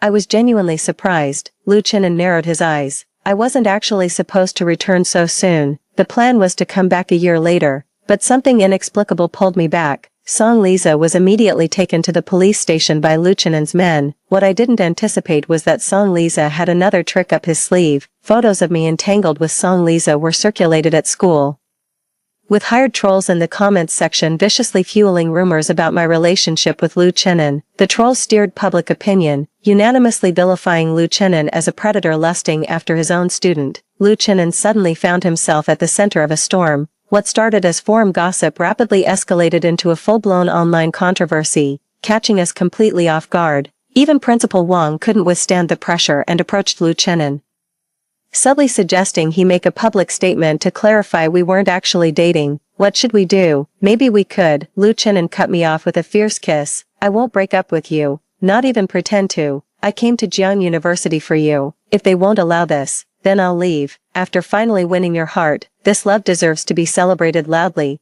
I want the whole world to know we're together. Lu Qianan's decision was beyond my influence, with characteristic decisiveness. He promptly resigned from Jian University. He then flamboyantly created a Weibo account to announce our relationship, sharing our backstory with netizens. Our striking looks, this fairy tale romance, combined with his fearless devotion, quickly turned public opinion in our favor. We've also gained quite a following online. As for Song Lizha, he faced trial during this period. He was sentenced to 3 years. While in detention, he kept demanding to see me. I didn't go. That door closed forever between us. I'll never see him again. What I never expected was Song Lizha attempting suicide once more. He'd had suicidal thoughts before, but prison's harsh conditions made self-harm nearly impossible. This time, he succeeded. The suicide note he left behind was retrieved and delivered to me. Go ahead and read it. A yellowed old sheet of paper, where faded ink stains were still faintly visible. Jiangji, I'm gone. In our next life, may I arrive sooner, so you'll have no chance to refuse me. I love you, Jiangji. I scoffed twice before tossing the paper into the shredder. Song Lizha's really got his head in the clouds. Does he think second chances grow on trees? His love comes too cheap. I'll pass. Even if there were a third lifetime, I'd still keep my distance from him. Humph. That bastard still dares to try stealing you from me. Lu Qianan stood nearby, jealousy twisting his features as anger flushed his face. I burst out laughing. Relax, he's dead. Who could possibly take you away now? Then promote me from boyfriend to husband. I want marriage too. He already got to marry you once. Hell yes, let's get married tomorrow. End of text. Story 2. To test whether Wen Bian was truly loyal, his girlfriend drugged him with aphrodisiac and then quietly left. After the drug took effect, his face turned flushed, his breathing became heavy, and his frustrated eyes were wet, filled with uncontrollable lust. He said in a hoarse voice, Jian Rao, help me. His voice trembled slightly, and it strongly tugged at my heartstrings, but I just turned around, closed the door, ran to the bathroom, took out my phone, and called 110. I whispered, "Hello, my friend seems to have been drugged. Please come quickly. The address is..." Outside the door, my childhood friend was still pleading pitifully, "Jian Rao, since we were young, didn't you like me the most? How could you bear to see me suffer?" He didn't know that liking him was something from my previous life. He also didn't know how miserable my end was in the previous life. In this life, how could I possibly repeat the same mistakes? Dong. There was a knock on the door. My body reacted faster than my mind. Before I could even think, I opened the door. When Bian was standing outside the door, his face flushed, breathing heavily and roughly. His eyes were blurred, his expression pained and frustrated, his eyes were wet. Even though he was trying his best to suppress it, the uncontrollable lust could still be seen. I was stunned. Wasn't this the scene from my previous life? When Bian said in a hoarse voice, "Jian Rao, help me," his voice trembled as he spoke, and anyone could tell how hard he was enduring. His appearance of trying to restrain himself yet helplessly begging strongly tugged at my heartstrings. But after I came to my senses, scenes from my previous life flashed through my mind at high speed. It was as if someone was choking my throat, and I couldn't catch my breath for a long time. When Bian in front of me spoke again, "Jian Rao, please help me." "Okay." His voice, mixed with lust, pulled me back to reality. Before his hand could touch the back of my head, I immediately closed the door and ran into the bathroom. I quickly turned on the faucet, then took out my phone and dialed the police number. The call was quickly connected, and I whispered, "Is this 110? My friend seems to have been drugged. Please come quickly. The address is..." When I came out of the bathroom, when Bian outside the door was still pleading pitifully, he slapped the door forcefully, his voice irritable and pitiful. "Jian Rao, since we were young, didn't you like me the most? How could you have the heart to watch me suffer? Jian Rao, help me. I can't hold on any longer." His voice became hoarser and hoarser, his breathing more and more rapid. And the sound of slapping the door became softer and softer. It seemed that he really couldn't take it anymore, but I still sat firmly in the room, not willing to move a single step. When Bian didn't know that I had liked him in my previous life, he also didn't know how miserably I died after being forced to be his antidote out of worry in the previous life. 2. Cold sweat oozed from my palms. I reminded myself over and over again, "Jian Rao, you must never repeat the same mistakes." When Bian, who had been quiet outside the door for a few minutes, became irritable again, he started ramming the door, trying to break in. I smashed a bottle of beer and tightly held the broken beer bottle, thinking that once he rushed in, I would stab him directly. In short, no matter what method I used, I didn't want to repeat the tragedy of my previous life. "Why haven't the police come yet?" Bang, bang, bang, again and again, one sound after another. Even the wall slightly shook as the door frame was hit. Looking at the door that shook more and more with each impact, my heart was in my throat. Crash, the door was finally knocked open. Broken wood and shattered wood chips, mixed with falling wall plaster, spilled all over the floor. The door hung crookedly on the door frame, swaying creakily. When Bian's eyes were blood red as he walked towards me step by step, he mumbled incoherently, "Jian Rao, don't be afraid, help me, it'll be over soon, and you'll feel good too." I was forced back into the corner, and I still couldn't avoid the distance between him and me shortening continuously. Finally, he came in front of me. I held half of the beer bottle in the direction of him, my voice filled with a thick sobbing tone. "When Bian, don't come any closer. What do you want to do?" "I'm scared. If you come any closer, I won't be polite to you. Step back, go back, please." When Bian had a strange smile on his face as he muttered to himself, "Jian Rao, didn't you like me the most? How could you bear to hurt me? Right, help me, it'll be over soon." As he spoke, he reached out and grabbed my collar, trying to tear my clothes, and I also seized the opportunity. The sharp glass of the beer bottle was aimed at his lower abdomen. The moment my clothes were roughly torn open, I finally heard the siren at the door. Immediately after, I saw the police running towards me. When Bian, however, seemed to hear nothing, his face pressed down towards me, trying to kiss me. At this moment, I unceremoniously grabbed half of the beer bottle and sent the sharp glass into his lower abdomen, and even gave it a hard twist. Blood spurted out, flowing down the bottle onto my hand and dripping onto the floor. I seemed to clearly hear the sound of blood hitting the floor. Ah, ah, ah. When Bian's screams rang out, I quickly let go of my hand, covered my chest, and squatted on the ground, crying loudly. When Bian, what are you trying to do? I didn't mean to. The police quickly stepped forward. After controlling Wen Bian, They quickly grabbed a coat and put it on me. He comforted me softly. "It's okay, little girl, it's okay, you're safe now." I leaned on the police officer and cried my eyes out. The tightly wound string in my heart finally relaxed. I thought to myself, Yu Xinshin, let's see how you play this out next. Yu Xinshin was Wen Bian's girlfriend, whom he doted on to the extreme. It was she who drugged Wen Bian, then made an excuse to leave, and specifically left me in the holiday villa, just to test whether Wen Bian could be loyal. 3. I stayed at the police station to make a statement, while Wen Bian was taken to the hospital to bandage his wounds and undergo a physical examination. After his blood test report came out, the police began to investigate the people who were with us. I closed my eyes and rested in the lounge, recalling the events of my previous life. In my previous life, after the noise outside the door stopped, I was extremely worried, afraid that Wen Bian was in danger. I opened the door to check, but this turned out to be Wen Bian's trap. He knew that I had liked him since I was a child and would definitely be worried about his safety and opened the door to check. As soon as I opened the door, Wen Bian suddenly rushed in. His strength was terrifying. He pressed me onto the bed, tore my clothes, and took whatever he wanted from me. It was over an hour before he let out a low growl and stopped his actions. At this time, I was covered in bruises all over my body from his roughness. Just then, Yu Xinshin suddenly rushed in with the few people who had left. Looking at the messy scene in the room, Yu Xinshin broke down and cried, "Wen Bian, Jian Rao, you two adulterers.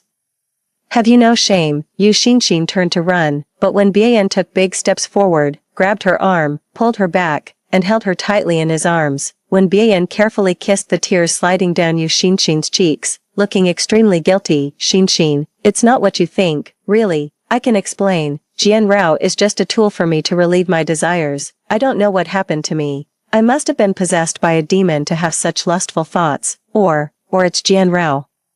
Maybe she did something to me, so I lost my mind. Yes, that's it, it must be like that." 4. I sat on the bed in shock, already ashamed of being caught. I was completely dumbfounded in the face of the sudden accusation. I instinctively defended myself. "It's not me. I didn't do it. I don't know." But no one was willing to listen to my defense. They all stared at me with malicious eyes, as if I were some dirty thing. "Jian Rao, I really didn't expect you to be so shameless. Knowing that Bian and Xinshin are a couple, you still seduce Bian and take the initiative to climb into his bed. What? Are you really that starved for a man? How about I introduce a couple to you so you can have a good time?" With her eager look, 2 are definitely not enough. 20 might be more like it. They spoke one after another, and their filthy words almost tore me to pieces. When Bian turned a blind eye to this and focused on coaxing Yu Xinshin, "Xinshin, that limited edition bag you like, how about I buy it for you? I'll take you to meet my parents. Let's get engaged as soon as possible." "Okay." Yu Xinshin proposed one condition after another. Only after getting enough benefits did she stop crying and start smiling. Her anger shifted to me. "Jian Rao, she did such a shameless thing. Shouldn't she apologize to me?" Seeing that Yu Xinshin had let something slip, Wen Bian immediately agreed. He grabbed my arm, dragged me off the bed, and pulled me in front of Yu Xinshin, forcing me to kneel in front of her and apologize. He didn't even care that I hadn't had time to get dressed properly because of everyone's sudden intrusion. The blue-purple marks on my body were exposed in front of everyone, and they sneered, "Jian Rao, I didn't know you liked such kinky things." After humiliating me enough, Yu Xinshin and Wen Bian left in an embrace, leaving me alone. At a loss, my heart was like dead ashes.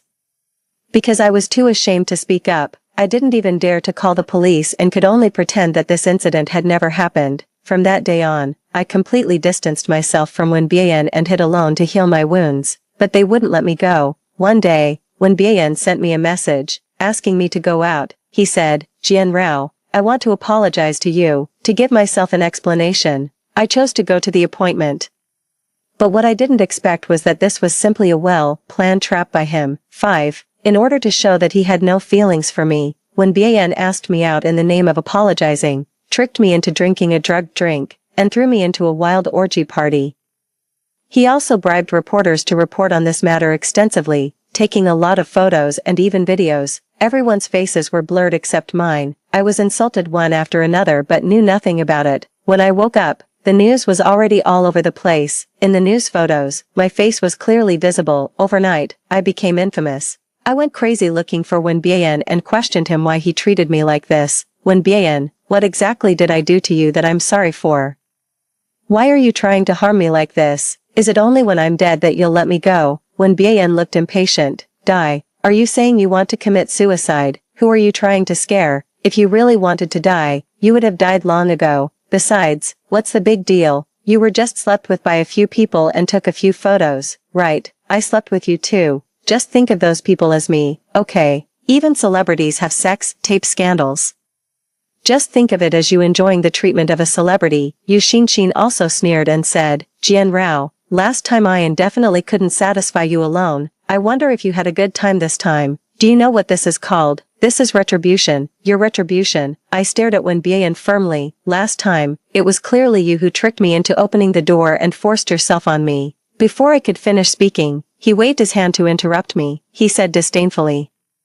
Jian Rao, who would believe that? Everyone knows that you've liked me since you were a child. If I wanted to sleep with you, would I need to trick you and use force? His contemptuous eyes stunned me, and Yu Xinshin laughed even louder. My dignity was trampled under their feet and rubbed hard. In the end, I couldn't stand the whole network mockery and committed suicide by cutting my wrists in the bathtub. On the day I died, reports of Wen Bian and Yu Xinshin's engagement were overwhelming. Speaking of which, Wen Bian's parents' acceptance of Yu Xinshin was actually my credit. Wen Bian's parents had been trying hard to make me and Wen Bian. They looked down on Yu Xinshin very much, but I was exposed to a huge scandal. They felt ashamed of their son, so they gave in on the marriage matter and fulfilled this pair of lovers. They finally got married with everyone's blessings. While I carried a dirty name and returned to the underworld, the more I thought about it, the more excited I became. The overwhelming hatred was about to drown me. At this time, Yu Xinshin's panicked voice came from the entrance of the police station. Police officer, what happened to my boyfriend? What's going on? 6. It turned out that in order to find out the cause and effect of the case, Yu Xinshin and the others who had left halfway were all found and summoned to the police station. When Bian was drugged, we called you here to get a preliminary understanding of the situation. After the police officer finished speaking, Yu Xinshin visibly panicked. Drugged? How is that possible? I walked to the door of the lounge, wanting to see her expression at this moment. The moment our eyes met, she immediately got an idea. It's her. It's Jian Rao. It must be Jian Rao. She's always been coveting my boyfriend, but my boyfriend has no feelings for her at all. She must have drugged my boyfriend with aphrodisiac, just to make my boyfriend lose control so that my boyfriend will be responsible for her. Yu Xinshin couldn't wait to push all the blame onto me and didn't notice the change in the police officer's expression. Yu Xinshin, right, the police officer said seemingly casually. How do you know that your boyfriend was drugged with aphrodisiac? We didn't tell you that. How do you know? Yu Xinshin realized that she had let something slip due to fear and visibly panicked.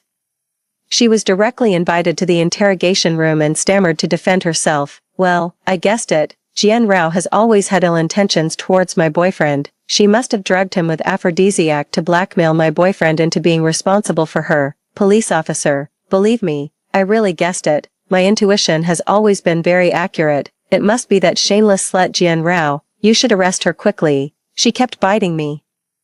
And the others who came out to play together were already terrified when they saw the situation getting serious. They spilled the beans and told everything they knew before the police could interrogate them. Police officer, it has nothing to do with us. We were just on a team building trip from a project group. Yu Xinshin said that she drugged Wen Bian to test whether he could be loyal to her. Yes, and Wen Bian and Jian Rao are childhood friends. Yu Xinshin has always been jealous, so she deliberately left Jian Rao in the villa. Yes, she also said that even if Wen Bian couldn't control himself, as long as she showed up in time to catch him in the act, Wen Bian would compensate her well out of guilt. She said that as long as we cooperated, she would thank us well. We didn't collude with her. We just didn't have the nerve to call the police. It turned out that, whether in the previous life or this life, they weren't unaware of the truth.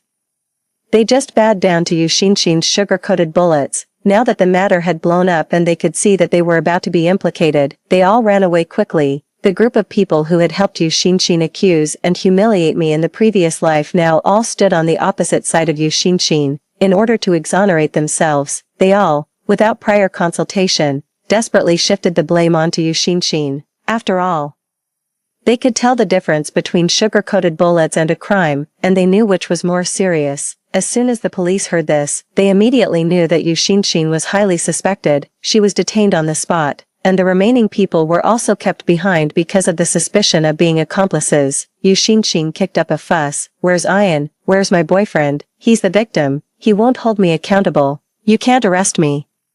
She knew very well that at this moment, Wen Bian was her last hope. Unfortunately, Wen Bian was stabbed by me and was still in the hospital receiving treatment. Although Wen Bian couldn't come, I invited 2 other people related to Wen Bian, 7, who drugged my son, a shrill female voice came, and Wen Bian's mother arrived. Behind her were Wen Bian's father and their family lawyer. As soon as Yu Xinxin saw these 2 people, her legs immediately went weak. I understood what she was afraid of. She really wanted to marry Wen Bian, but if the Wen family knew that she had drugged Wen Bian, then marrying Wen Bian would just be a dream for her. Wen Bian's mother locked her eyes on Yu Xinxin, strode over, and gave her 2 hard slaps on both sides of her face. She's clearly not a good person. It's bad enough that she seduced my son, but she even dared to drug him. Police officer, you must investigate her thoroughly. Who knows what kind of low-life people she's associated with. She might even be trying to murder him for his money. Yu Xinxin's face immediately turned pale. Auntie, please listen to me. It wasn't me. It really wasn't me. It was Jian Rao. It was Jian Rao who did it. At this time, Yu Xinxin still didn't forget to frame me, but she was retorted by Wen Bian's mother. Rao grew up under my watch, and she's the daughter-in-law I approve of. If she wanted to sleep with my son, I would even wash my son clean and send him to her bed overnight. Tell me, where would she need such despicable means? Yu Xinxin was taken away and detained, and the scene finally quieted down. When Bian's mother reached out and hugged me, looking full of chagrin, she apologized to me. Rao, were you scared? I'll ask your uncle when to break Wen Bian's legs later to vent your anger. This brat. How dare he treat you like that? Uncle Wen also said to me, I'll definitely make Wen Bian apologize to you properly later. However, instead of waiting for the apology, I received Wen Bian's accusation. 8. After learning that Yu Xinxin was detained, despite the wound on his lower abdomen, Wen Bian quickly rolled off the hospital bed. He pointed at my nose and cursed. Jian Rao, what do you mean? Why did you send Xinxin to the police station? The person who almost hurt you was me, not Xinxin. Why are you causing trouble for her? Xinxin is a girl, and she's been locked up in there for a whole day and night. I don't know how scared she must be. No, I have to go and save her. As he spoke, he pulled out the infusion needle on the back of his hand and was about to run out. Uncle Wen couldn't stand it anymore and slapped him hard, knocking him down on the hospital bed. Seeing this, I held back my nausea and tried to persuade him. Uncle Wen, stop hitting him.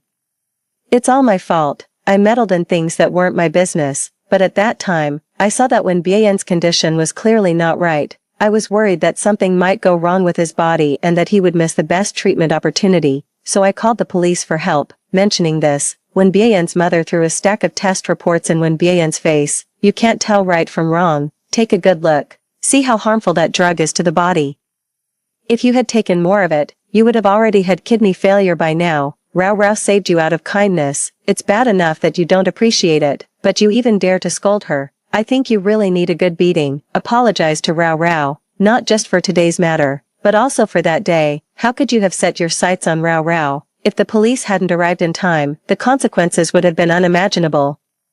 Wen Bian turned his face away and mumbled in a low voice, what consequences could there be? Jian Rao has always liked me. Even if I did something to her, wouldn't she be happy? Uncle Wen was so angry when he heard this that he raised his arm again. Wen Bian put on a pitiful expression. Dad, if you want to hit me, go ahead, but you must help me get Xinxin out. Otherwise, I'll tell the police that I took the drug voluntarily and that none of this has anything to do with Xinxin.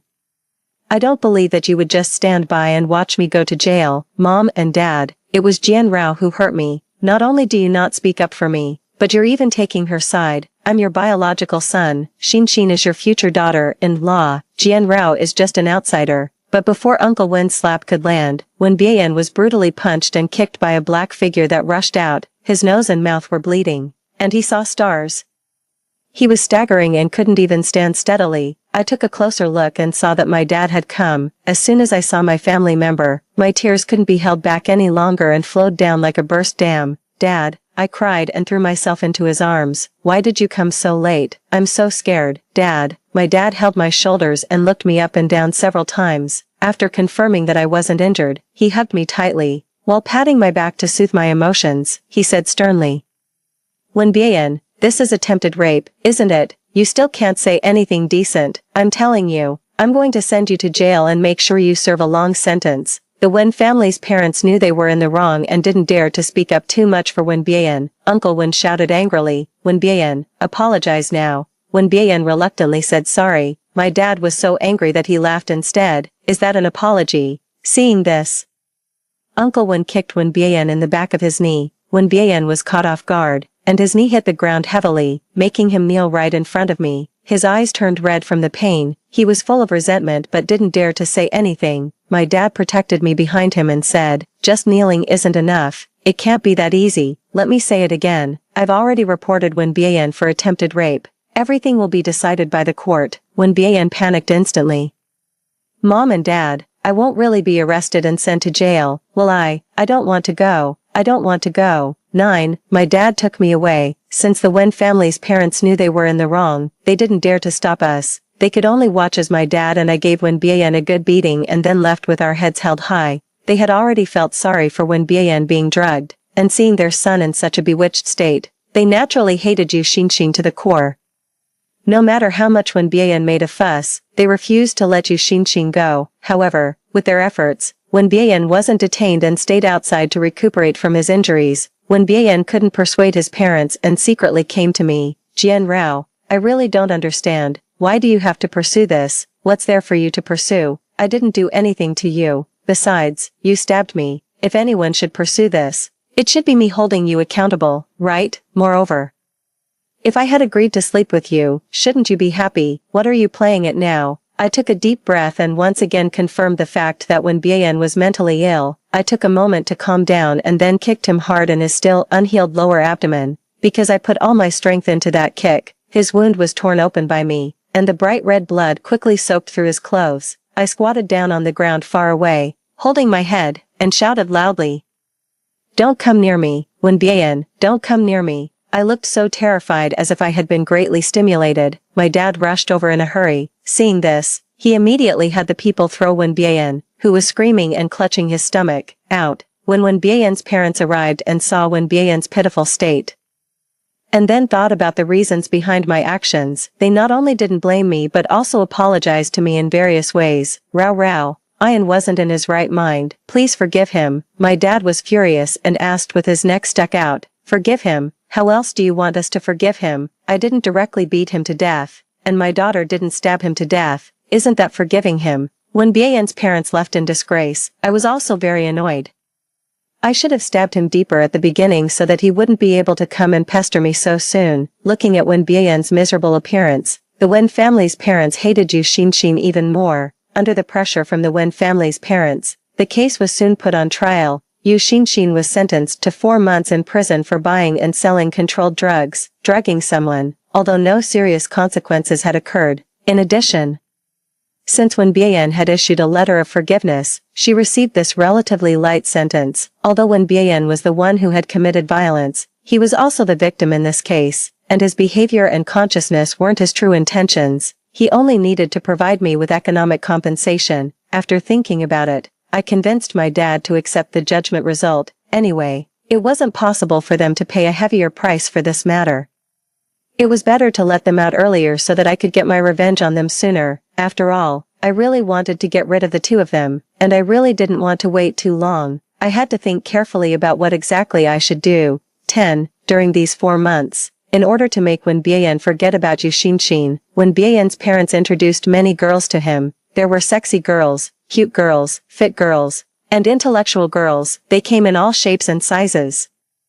They hoped that one of them would catch Wen Bian's eye and pull their son back from the brink. Unfortunately, their wish wasn't fulfilled. I had already spread the news that Wen Bian had been drugged by his girlfriend and had almost made a big mistake, yet he still doted on his girlfriend. Their past love stories were well known in the circle. As soon as people heard Wen Bian's name, they ran away quickly, even if they had to meet Wen Bian out of courtesy. They would just do it perfunctorily to deal with their parents. However, it was inevitable that some girls would secretly bring up the relevant matter and ask him why he liked someone who had drugged him. At first, with the hope that others could understand him, Wen Bian would tell them about his past love stories with Yu Xinxin. When I first met her, I casually said that I was hungry. Instead of taking me to an upscale restaurant to spend money, She took me back to her home and cooked me a bowl of instant noodles herself. You know, she was the first girl who was willing to cook for me. Even my mom has never cooked noodles for me herself. That bowl of noodles made me feel the taste of home." He talked on, but the girls were all left speechless. The way they looked at Wen Bian became strange. Indeed, with such deep feelings, if people didn't know better, they would think that Yu Xinxin had saved Wen Bian's life. It was all because of a bowl of noodles. It was really hard to understand. It could only be said that like attracts like, Wen Bian would also tell them, "Xinxin is in jail because I'm useless, I couldn't protect her. It's also because Jian Rao is being unrelenting and insisting on causing trouble. Clearly, she's fine, but she won't let us go. If it weren't for her calling the police, there wouldn't be so many problems." The girls' views on right and wrong were completely shattered. Gradually, the news that Wen Bian might be mentally ill spread, and everyone looked at him with curiosity. Compared with others, Wen Bian thought that other women were all mediocre and only Yu Xinxin could understand him. Only Yu Xinxin was his destined other half. He wholeheartedly waited for Yu Xinxin to be released from prison so that they could rekindle their relationship. Wen Bian's parents were so worried about this that their hair turned white. The short 4 months passed quickly, and Yu Xinxin was about to be released from prison. Wen Bian wanted to pick Yu Xinxin up from prison in person, but his parents stopped him and locked him at home. This was exactly the opportunity one needed. 11. Yu Xinxin, who was sitting opposite me, was full of hostility. "Jian Rao, did you come here to laugh at me?" I shook my head and put on a sincere expression. "Of course not. You know that I've liked Wen Bian since I was a child. Only when he's happy can I be happy."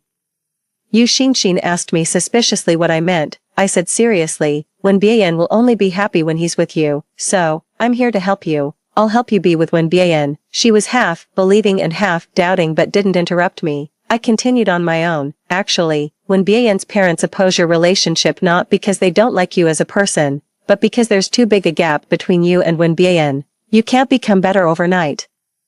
But if Wen Bian is willing to sacrifice himself a bit and become less outstanding, especially if his flaws are known to everyone, then his parents won't be able to pick on you anymore." Right. I stopped speaking there, and Yu Xinxin's eyes immediately lit up. Wen Bian's parents could stop him for a while, but they couldn't stop him forever. Soon, Wen Bian and Yu Xinxin still found an opportunity to meet. Yu Xinxin used the same old trick and took Wen Bian to a party.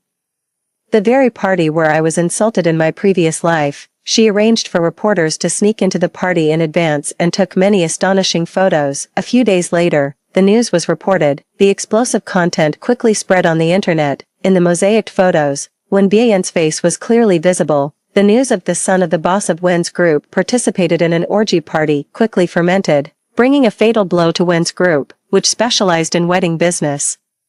Wen Bian became infamous overnight and, under the reinforce of tabloids, became a well-known lecher. Wen Bian's parents were in a hurry and reported the case overnight, saying that their son had been tricked into such a place. The spearhead was directly pointed at Yu Xinxin. The police quickly raided this stronghold and found a large number of contraband items used for entertainment. Among them was the same drug that Yu Xinxin had given Wen Bian last time. According to the confessions of those people, Yu Xinxin had not only bought the drug that one time. Some drugs could make girls fall into a coma and have no memory afterwards, and some could make men lose control of their animal instincts. She not only sold drugs but also once helped others bring many drugged girls here and earned a certain amount of money from it. Yu Xinxin was arrested again in accordance with the law and was sentenced to 3.5 years in prison 2 months later. Despite the facts in front of him, Wen Bian still refused to believe. He always firmly believed that all of this was framed on Yu Xinxin by his parents and me. In his eyes, Yu Xinxin was a perfect and pure girl. He vowed to fight against us villains to the end. He said that he must wait for Yu Xinxin to be released from prison and that he still wanted to be with her. He said that their love was unbreakable. Wen Bian's parents even suspected that he had mental problems and tied him up to be treated in a mental hospital, but he secretly ran away, and no one knew where he had gone. In order to save the business of the family enterprise, Wen Bian's father announced the deprivation of Wen Bian's shares in the enterprise, and the enterprise was taken over and managed by his eldest daughter, Wen Bian's half-sister Wen Bieji. After taking over, Wen Bieji quickly took a series of measures to restore the corporate image, including but not limited to completely separating the family enterprise from the other 3 members of the Wen family now. Wen Bian's father originally disagreed, but after a series of irresponsible actions by Wen Bian, he also acquiesced. His mother was immersed in the pain of not knowing where her son was every day and couldn't care about anything else at all. Wen Bieji took the opportunity to quickly complete the transfer of equity and family property. From then on, Wen Bian was completely kicked out of the family enterprise. 12. Wen Bian, who had secretly run away, found a job to support himself. He worked while waiting for Yu Xinxin to be released from prison. He wanted his family to see that his choice was not wrong. He also wanted Yu Xinxin to see that for her sake. He was willing to break with his family and endure any hardship. To my surprise, Wen Bian actually endured for more than 3 years. At first, when he went to visit Yu Xinxin in prison, she was so touched that she cried with tears in her eyes. But after she was finally released from prison, when she saw Wen Bian's living conditions, she frowned without any concealment. You, a young master, live in such a place. Wen Bian thought Yu Xinxin felt sorry for him and said attentively, Xinxin, it's worth enduring any hardship for you. But Yu Xinxin raised her voice, I mean, you, a young master, let me live with you in such a place and live such a life. How can you have the nerve? Obviously a rich young master, but you have to endure hardship for no reason. Are you out of your mind? Yu Xinxin forced Wen Bian to go back to the Wen family to ask for money, but was turned away. I don't know how Wen Bieji persuaded them. Her father had already taken Wen Bian's mother to live overseas last year. Yu Xinxin said righteously, Wen Bian is also of Wen family blood. He should have a share of the family property, right? Unfortunately, the Wen family's property had already been transferred to Wen Bieji's name. She and Wen Bian didn't have the same mother and had not grown up together since childhood, so naturally they had no feelings. Moreover, she hated those who were muddle-headed and love struck the most. Wen Bian had caused such a commotion that almost destroyed Wen's group and the foundation of her good life. How could she give Wen Bian a good look? So, Wen Bian and Yu Xinxin were kicked out. Yu Xinxin was not discouraged and persistently urged Wen Bian to come back to ask for money every now and then. Gradually, she became disappointed and no longer had a good attitude towards Wen Bian. Waste, good for nothing. You can't even grab a share of the family property. 6,000 yuan a month. What can you do with that? You're really useless. These curses showed that Wen Bian's persistence over the past 3 years was like a huge joke. He came to the Wen family again. When Bieji was holding a wedding, she married a financial talent of equal status. The wedding was grand and romantic. He saw his parents but didn't dare to go up and say hello. He turned around and fled in embarrassment. After walking a long way, he looked back again. He returned to his small rental house, but there were blushing sounds coming from inside. He wasn't as angry as he imagined, but sat outside the door quietly waiting. After waiting for a long time, a man came out with his pants in his hands. Seeing Wen Bian at the door, the man was not embarrassed at all. Instead, he took out 1,000 yuan in cash from his briefcase and threw it in front of Wen Bian. The man said, "Brother, I cuckolded you, but not for nothing. Take this money. Consider it as me buying your wife once, but when I met her, you were just a kid who hadn't even grown up yet." Wen Bian looked at the cash in front of him and listened to the man's words. He didn't know what it felt like in his heart. He walked into the room. It was in a mess and smelled of the entanglement of men and women, which was disgusting. His eyes fell on the spots on the bedsheet, and he suddenly laughed self-deprecatingly. Wen Bian said softly, "Xinxin, what have my efforts and waiting over the years been for?" Hearing the movement, Yu Xinxin didn't look back and just sorted out her clothes on her own. "Wen Bian, are you crazy? You waited for me, and you had to cut off relations with your family to wait for me. Did you really think you could make a name for yourself? Couldn't you just be a young master and wait for me to come out? Self-pitying and crazy. If it weren't for the fact that you had some money before, how could I have taken a fancy to you?" As she spoke, she walked outside. "Since you found out, I won't pretend anymore. I see that the Wen family won't recognize you anymore, and I don't want to live such a poor life with you. Brother Wang has invited me. I'm going first. I probably won't come back either. Live this kind of life by yourself slowly." 13. When Bian finally understood at this moment that no matter which side he was on, he lived like a joke. His self-esteem had made him persist for 3 years, but it was trampled to pieces by Yu Xinxin. His anger surged, and he only felt infinite despair. He didn't have the face to go back to the Wen family anymore. He thought that life was quite meaningless, so he reached out and grabbed Yu Xinxin, who was walking outside, and dragged her back into the house. Then, he picked up a kitchen knife. His appearance of trying to restrain himself yet helplessly begging strongly tugged at my heartstrings. the guests were full, and it was grand, romantic, and very decent.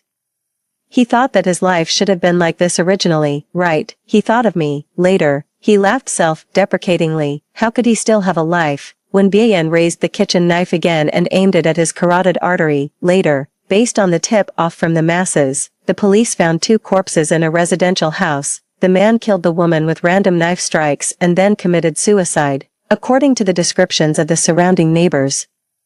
The woman had multiple extramarital affairs. The police suspected it was a crime of passion. The police contacted Wenbieji dealt with the aftermath perfunctorily and didn't let her father and her step-mother know. Anyway, he had been missing for so many years. Why add to their troubles? I looked at the person outside the car window who called himself Brother Wong and handed him a stack of money. Compliments and words of thanks came out of his mouth. Boss, if there's such a thing in the future, you can still come to me, leaving aside other things. I, Brother Wong, am definitely good at seducing these women. I said nothing and started the car to leave. I knew that when Bien would feel like a huge joke because of Yu Xinshin's betrayal. I knew that he wouldn't go back to his parents for help and would only have the intention of death. In my previous life, I liked him for so long. I knew him better than he knew himself. It's just that he never knew.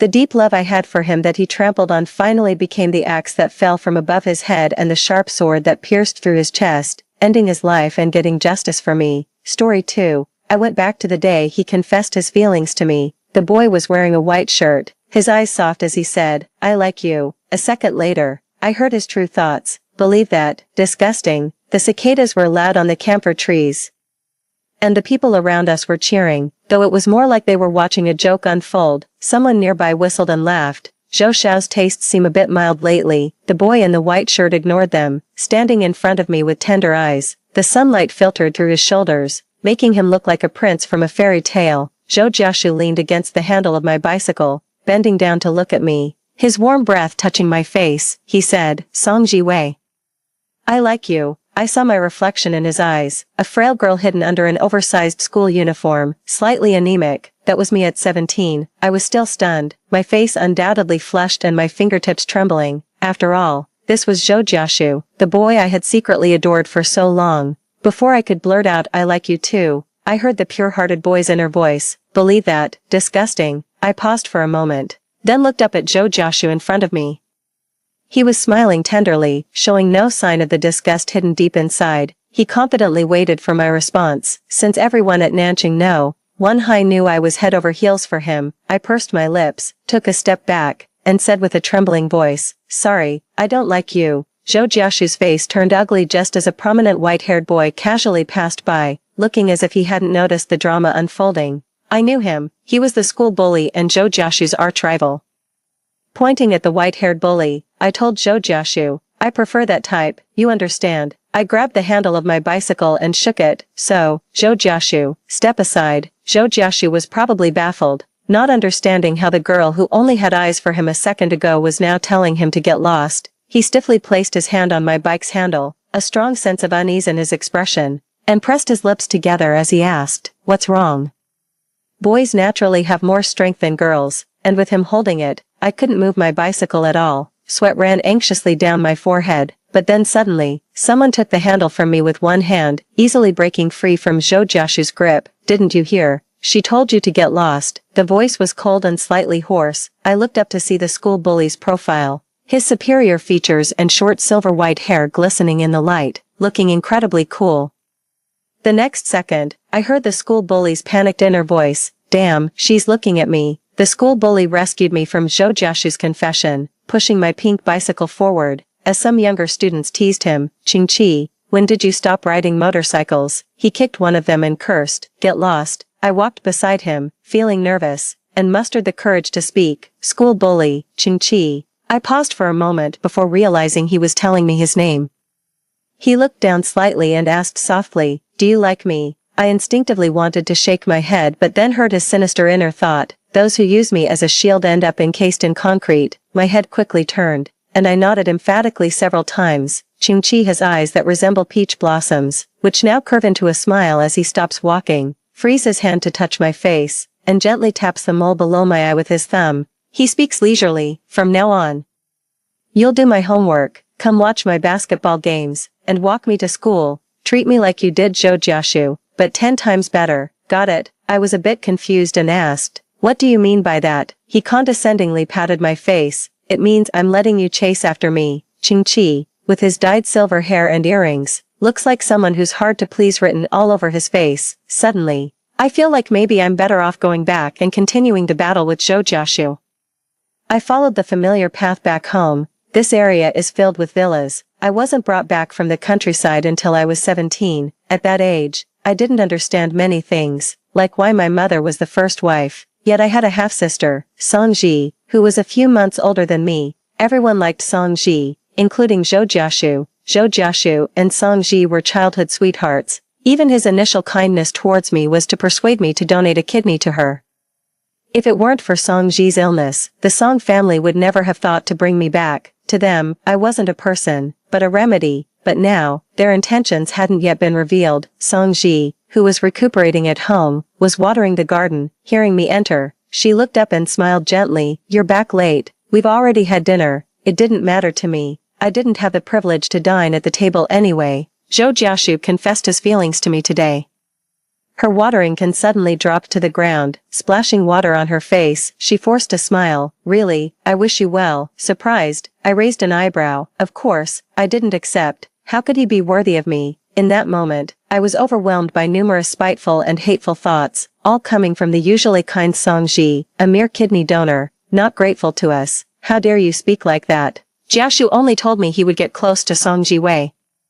He didn't say he'd confess his feelings for her. She must have seduced him. Song Ji Wei, have you looked in the mirror? So ugly and flat. I smiled wryly, thinking they still expect to rely on me to survive. Wishful thinking. I ran upstairs, hearing Song Ji vigorously coughing behind me.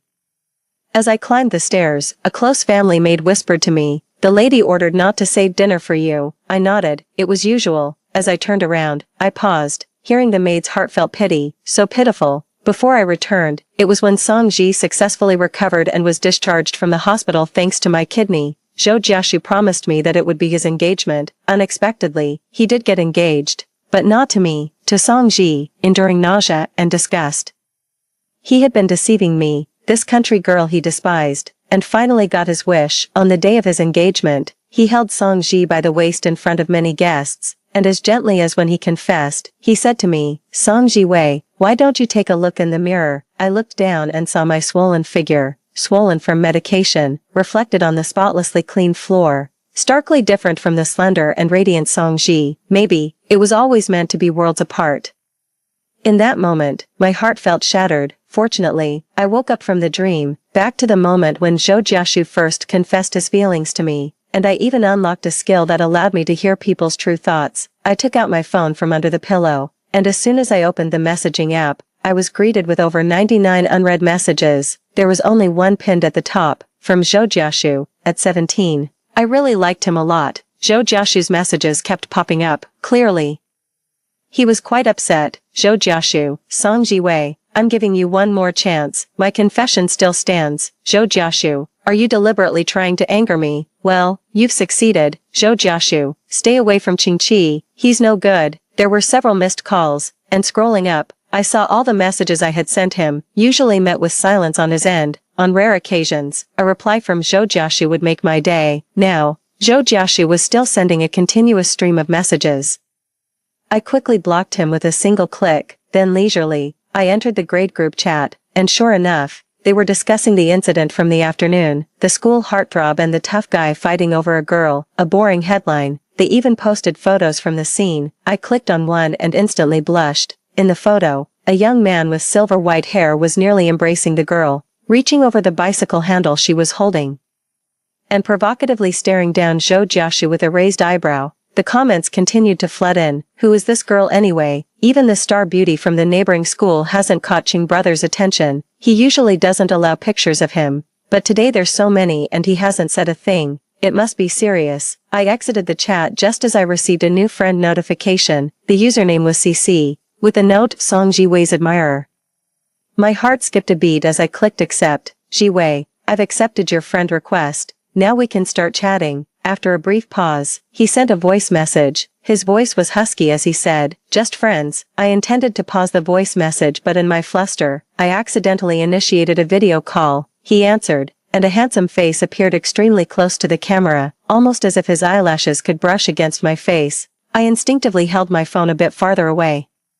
Then I heard him chuckle from the screen. Chung-chi teasingly said, "Why is your face so red while talking to me?" I struggled to find words. Then, from his side of the screen, someone shouted, wanting to lean in, "Brother Ching, we want to see our sister-in-law. It's all over the forums." Chung-chi didn't even look back, just chuckled and said, "Get lost." He then reached out, covering the camera like a child hoarding his toys. Pretty childish. Really. After a while, Chung-chi moved his hand away, his lips curving into a smile. Couldn't stand being apart for a bit and had to video call me. "Huh, miss me?" His tone was light, almost seductive. I was about to explain when suddenly, my stomach growled loudly. I was hungry. Before he could react, I quickly pressed the red hang-up button and buried my head in my hands. So embarrassing. End of translation. I couldn't step out, and there was no dinner left for me at home. I searched the entire room but found no snacks or bread. I had no choice but to resign myself to lying in bed and waiting it out. Outside the window stood a tall camphor tree. If it weren't for this tree blocking the view and sunlight, I wouldn't have been given this south-facing room. The leaves rustled, and I heard the sound of knuckles tapping on the glass. Looking up, I saw a silver-haired young man climbing the branches of the camphor tree, acting recklessly. He tapped on the window with one hand while holding a bulging bag in the other. I hurried to my feet and, in disbelief, opened the window as the night wind rushed in like wildfire. I had heard that Chung-chi had gone into special forces training right after graduation. His physical condition was indeed top-notch. Chung-chi handed me the bag, his elegant fingers well-defined as he curved his lips into a smirk. "Dear Miss Ji-wei, it's Chung Brothers Delivery Service," he whispered. "Would you consider giving a 5-star rating? After all, who is chasing whom? Chung-chi?" The next day, Chung-chi gave me the answer. It was indeed me chasing him. I had to wait for him to finish school and run errands during breaks, even showing up to support him at his basketball games. I brought Chung-chi 2 bottles of sports drink as a thank you for last night's delivery. I walked slowly to the gymnasium, only to find it crowded, especially with girls shouting the names Chung-chi and Zhou Jiaxu. There was a basketball game between Class 1 and 3. And they were in those respective classes. As I walked towards Chung-chi, someone blocked my path. It was Zhou Jiaxu standing right in front of me, his comment from yesterday still stinging in my heart. His expression softened slightly as he reached for the drink in my hand. It had always been like this. I brought him water when he played basketball and took notes while he studied. Occasionally he would sweeten the deal. Zhou Jiaxu said, "Since you brought me water, I'll forgive you for yesterday." I dodged his hand and looked down. "Excuse me." He stood frozen. I quickly walked a few steps to Chung-chi behind him and handed him the drinks. Chung-chi squinted his eyes, seemingly in a good mood, and lazily said, "Oh, I can't open the bottle." Resigned, I took the bottle back, unscrewed the cap, and handed it to him. Chung-chi took a sip, his Adam's apple bobbing, and chuckled towards the direction behind me. Suddenly, I heard his inner thoughts.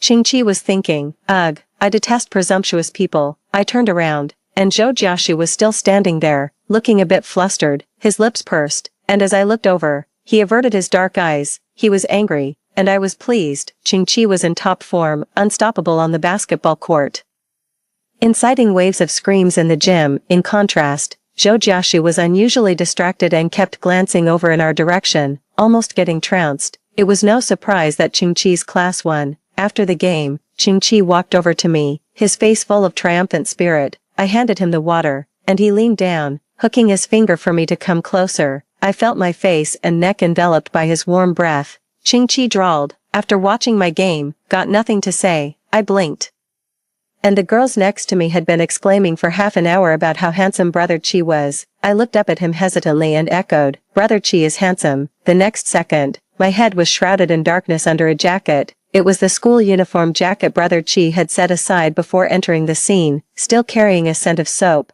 I heard someone shouting, "Brother Chi, why are your ears and face so red? Did those guys from Class 1 play dirty and hurt you?" Brother Chi clenched his teeth and hissed, "Shut up." 8. Life became much easier without revolving around Zhou Jiaxu. My impression of Chung-chi still lingered on that time when I came out of the convenience store and stumbled upon him fighting with some guys from the neighboring school. Terrified, I crouched down on the ground, fearing I might accidentally get hurt, and only dared to look up when everything went quiet. Only Qingqi was left standing, leaning against the wall with a smirk as he looked at me. I was scared. Qingqi asked, "Got a band-aid?" I did have one. Hesitating, I still approached and handed one to him. Instead, he extended his hand, his pale back of the hand slightly scraped, signaling me to apply it for him. Qingqi lowered his gaze and asked, "From first middle school?" I nodded. "Which class? What's your name?" Fearful of the school bully seeking revenge later, I gave a vague response. Just always been a fan of Zhou Jiaxu. That wasn't entirely untrue. At first middle school, maybe not many knew Song Jiwei, but Zhou Jiaxu's sycophant was likely well remembered. Just as I was tearing open the band-aid wrapper, Qingqi suddenly withdrew his hand, his expression turning cold. Boring. I didn't know which word had set him off. As he walked away, his back looked somewhat frail and unsteady, yet, now that I was getting to know Qingqi, I found him unexpectedly obedient. Even when he got angry, he was quite easy to appease. On the other hand, Zhou Jiaxu always seemed unpredictable. When he was nice to me, it felt like he genuinely liked me, but when he was not, he was truly spiteful. Fortunately, I probably wouldn't have much to do with him anymore. Then, after school, Zhou Jiaxu showed up at the Song residence. I went downstairs to grab some study guides and saw Song Ji happily running out of the piano room, half complaining and half cooing. "Jiaxu, it's been so long since you last visited me." Zhou Jiaxu paused for a moment and asked, "How's your recovery?" Song Ji chattered nonstop. "My health has just been a burden on my parents, but I'm fine. You don't need to worry. I'll ask Auntie to cut some fruit for you. You love." Zhou Jiaxu cut her off. His lips pursed. "No need." He looked up at the stairs and caught my eye as I stood there. He said, "I'm here to see Song Jiwei." Song Ji froze, as if she hadn't heard him right, and repeated, "Brother Jiaxu, who are you looking for?" Ignoring her, Zhou Jiaxu slowly said, "Song Jiwei, come down and talk." Under his gaze, I slowly descended the stairs and then, right in front of him, picked up my Idiot's Guide to High School Math, sighed, and said, "It's not that I don't want to talk to you, but I'm discussing math problems with Qingqi over video. He'll be upset if he has to wait too long." Song Ji's face turned pale. Zhou Jiaxu's face darkened. 9. That night, Song Ji made a fuss all night long, insisting on returning to school. She was much loved and recently in good health, so the family agreed. After her school re-entry process was completed, Song Ji's mother, for the first time, condescendingly spoke so much to me. It was half instruction and half threat, essentially summarizing that I should act as Song Ji's study companion and servant at school. Song Ji's mother said, "Song Jiwei, don't forget. Being able to study here is all thanks to the resources I provided for you." She has always looked down on me, the country girl, and never took me seriously. My father made his fortune thanks to Song Ji's mother, a second-generation wealthy businesswoman, so naturally, her status is higher. I meekly agreed. It wasn't until the end of the conversation that my father finally spoke up, calling my name, "Song Jiwei." I turned around. He said, "Don't call Gigi sister at school. It's hard to explain." Same father, but the two sisters are only a few months apart. Who could explain that? As soon as Song Ji returned to school, she caused a stir. She had taken a medical leave for half a semester, and during her time at school, thanks to her knack for management, she was considered a prominent figure. She and Zhou Jiaxu were in the same class and recently seemed inseparable. Soon, the rumors about me and Zhou Jiaxu self-destructed, with her parents backing her. Song Ji would boss me around as she pleased, being under someone's roof. I indeed had no choice but to bow my head. In the sweltering 40-degree midsummer noon, I ran errands for her and her friends, buying ice pops, returning drenched in sweat. I found them laughing together. "That Song Jiwei, you can tell she's a poor country bumpkin the moment you see her." She clung to Zhou Jiaxu and then moved on to Qingqi. "Song Jiwei's grades are terrible. She's nowhere near as good as Gigi. Zhou Jiaxu and Gigi are childhood sweethearts." "Gigi, what's your relationship with Song Jiwei anyway? I've never seen such an obedient dog." They burst into laughter as if they had heard the joke of the century. Suddenly, someone said, "Hey, Gigi, Song Jiwei has the same last name as you." Song Ji's smile froze for a moment, then quickly returned to normal. "Song Jiwei is the daughter of our family's housekeeper. My dad pulled some strings to get her into our school." I interrupted their praises of Song Ji's kind family, placing the phone box of ice pops on the table. Song Ji reached out and fiddled with the contents. I had a bad feeling. Sure enough, I heard, "Jiwei, they're all melted. Could you run out again?" I lowered my eyes, pondering how to retort. Suddenly, a cool voice spoke up, not as gentle as usual. Zhou Jiaxu said indifferently. Songji, that's too much. Silence fell around us. Songji looked up, a bit wronged. Jiaxu, you know she is. She swallowed her next words, seemingly unable to speak them out loud while looking at Zhou Jiaxu. I heard Songji's inner turmoil, half anger and half grievance. She thought, why has his attitude changed when we share similar experiences? I glanced at Zhou Jiaxu, puzzled by his sudden defense of me. Perhaps they had changed their tactics, one playing good cop, the other bad cop. I slowly said, what's too much about it? Haven't you done the same? When I first pursued Zhou Jiaxu, he was quite annoying. He sent me out to buy coffee in a storm, and when I returned soaked, the coffee not even spilled, he merely glanced and said, Songji Wei, the coffee's cold. Zhou Jiaxu clearly remembered this too. The air grew colder. And no one dared to speak. In the ensuing silence, someone lazily hooked their arm around my neck from behind, pulling me gently backward into their embrace, crashing into a refreshing coolness of summer. I looked up to see Qingqi's eyes, amused yet mocking. I was wondering where you've been these past days, running errands for others. Qingqi scanned the crowd, his gaze passing over those present. His name had been a buzz on the campus forums, notorious as the school tyrant. Let her run the errands, Qingqi articulated clearly, pausing after each word. Are you even worthy? Qingqi watched with a smirk as the group obediently went off to run laps, not daring to utter a word in protest. Even Songji wasn't exempt. A group of them drank melted ice pops and ran laps around the field under the scorching sun, drawing the gaze of classmates from the balconies. The head of discipline hurried toward the field, his half-bald head gleaming in the sunlight. The instigator, Qingqi, stood beside me, his silver hair boldly prominent, squinting down at the people below, his hostility unabated. Qingqi, I called out his name. He turned, and the fierceness in his eyes melted away instantly. Don't do this next time, I said softly, my voice barely a whisper. It's not a good look. It wasn't that I felt pity for Songji and the others, rather, it was that Qingqi doing all this for me felt unwarranted, since my mother passed away. I had been mostly self-sufficient. No one had ever treated me this well, although I'd heard Qingqi had been involved in even shadier dealings before. Such blatant disregard for rules definitely cast him in a negative light. Qingqi rested his chin on his hand, leaning close enough for me to count his eyelashes, and I saw my reflection in his eyes. Feel better? He asked. I paused for a moment. Yes. Qingqi's lips curved into a smirk, his knuckle lightly tapping my forehead. Then, the impact is quite positive. With Qingqi stepping in, Songji no longer dared to boss me around, scared off by just the mention of his name, so much so that she didn't even complain to her family. Perhaps my words had struck a chord with Zhou Jiaxu, as he too stopped bothering me. Occasionally, I saw Zhou Jiaxu and Songji together at school. Songji would look at Zhou tenderly 1 second and then switch to glaring at me with disgust the next, a real talent for dramatics.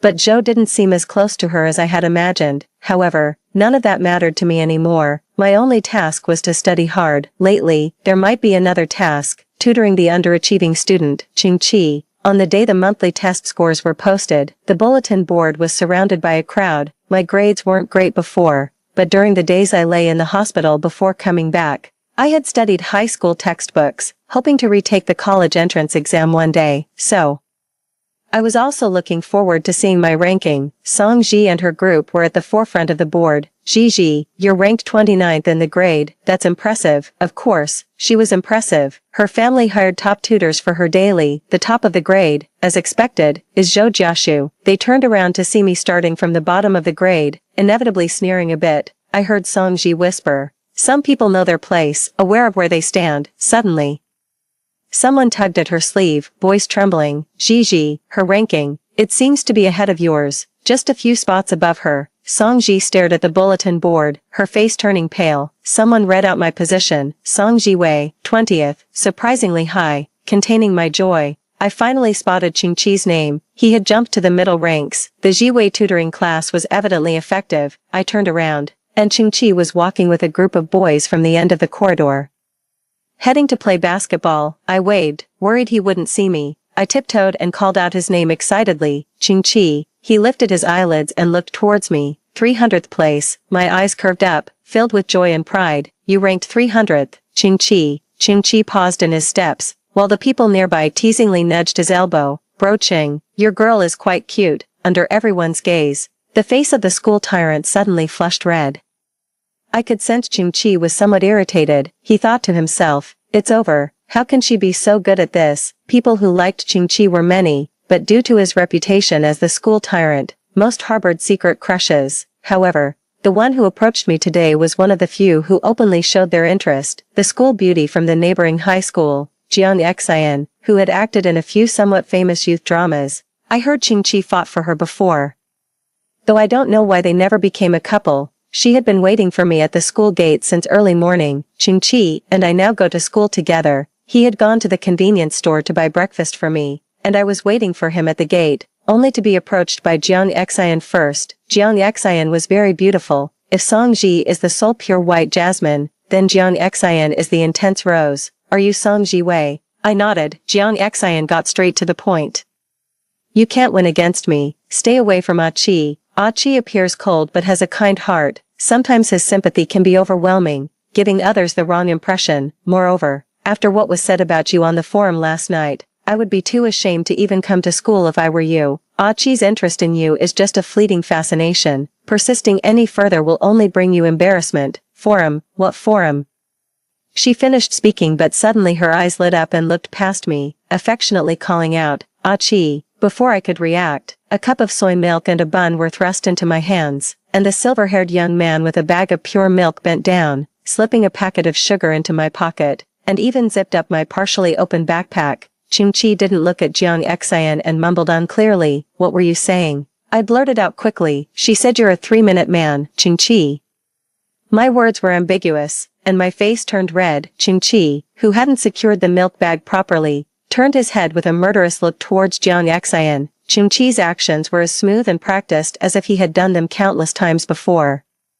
Jiang Xian watched Ching-Chi zip up my backpack, her face turning pale. Ah-Chi, you never let others get too close. How can you do these things for her? Ching-Chi slightly lifted his eyelids and spat out 2 words. Who are you? Being a celebrity usually requires a strong mental constitution, but with just 2 words, Ching-Chi broke Jiang Xian's composure. As Ching-Chi and I walked into the school, he suddenly spoke, I don't know her. I never fought for her. It's all just rumors. I was momentarily stunned, then realized that Ching-Chi was explaining to me. I looked up at Ching-Chi, his light-colored hair making his complexion appear even more pale. He lazily said, I'm not like some people, who liked someone else before they liked me. Fortunately, she realized her mistake in time. His tone was ambiguous, not clear whom he was referring to. He lightly raised his eyebrows, cueing me, right, Songji Wei. After the morning's drama, I had a lingering sense of unease. True enough, as soon as I entered the school, something felt off. It was especially apparent during the break. The looks I received in the hallway were peculiar, and I heard whispers from all around. Songji Wei is actually an illegitimate daughter. No wonder she's playing both sides. It must be in her nature from birth. If I were her, I wouldn't dare to face Songji, let alone go to school with him. Oh my, that's disgusting. I realized something, and while in the restroom stall, I turned on my phone and checked the forum. Sure enough, there was a trending post about Songji Wei, the secret child from Yizhong, playing both sides. The post was anonymous, claimed by a fellow student who couldn't stand Songji Wei, and it dramatically and falsely narrated my background, completely distorting the truth. It said that Songji's parents were the loving and rightful couple. My mother schemed to seduce Song's father for his wealth, and has been using me to blackmail the Song family ever since. Now she had sent me to Yizhong to latch onto wealthy heirs. The post described Songji as pitiful, even blaming my mother for his poor health, and how shamelessly I clung to Zhou Jiaxu and Ching-Chi. I didn't need to read further. The comments were all full of scorn. I was so angry I felt dizzy. The truth was not like that at all. It was actually Songji's mother who had set her sights on my newlywed father, becoming the other woman, and eventually, they ran off together, leaving my father to never look back at us. Until her death, my mother still hoped he would come back to her. I left the restroom and washed my face at the sink. Zhou Jiaxu passed me a piece of paper. He whispered, I've already had someone handle the situation on the forum. Don't worry. I looked at him through the mirror, his eyes gentle beneath his white shirt. Did you already know about this? I asked. Referring to the content of the post, Zhou Jiaxu closed his eyes in distaste and nodded. I'll take care of this. No one will talk about your background, and don't be mad at me anymore. After this blows over, let's pretend it never happened. He had assumed it to be true without even asking me. He reopened his eyes and looked at me tenderly. You see, From the moment we first met, I've been helping you. Come back, Jiwei. I dried my face, tossed the tissue in the trash, and turned to face Zhou Jiashu, calmly stating, Zhou Jiashu, I am not an illegitimate daughter. From the first time we met, Zhou Jiashu had always been helping me. When I first arrived here, I hadn't even located the Song family home yet and got lost in the villa area, chased around by a large dog from someone's house. My mother had died of rabies, and I had always been terrified of dogs. It was pouring rain that day, and as I ran, my meager belongings fell all over the place. The dog knocked me down, and I was so scared I started crying, but then I heard a whistle, and the dog immediately got off me and ran away happily. Trembling and wiping my tears in the rain, I gathered my pitiful possessions. Suddenly, an umbrella appeared over my head, held by a hand with distinct knuckles, belonging to a cold, young man in a white shirt. For a moment, I felt utterly ashamed. Did you drive the dog away? Did you save me? What's your name? He said. My name is Zhou Jiashu.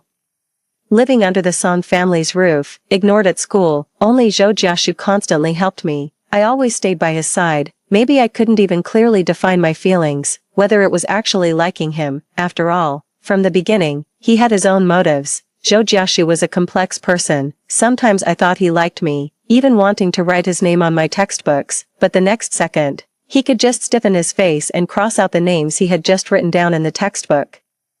I always knew he despised something about me, but I never knew what it was. Now, I understand. He always thought I was an illegitimate child, that the blood flowing through my veins was tainted. Liking Zhou Jiashu is worse than liking a dog. I made my way unobstructed to the entrance of Class 1, and sure enough, I saw a crowd surrounding Song Ji. She was crying sadly, and the people around her were busy comforting her. Seeing me at the classroom doorway, they all glared at me angrily.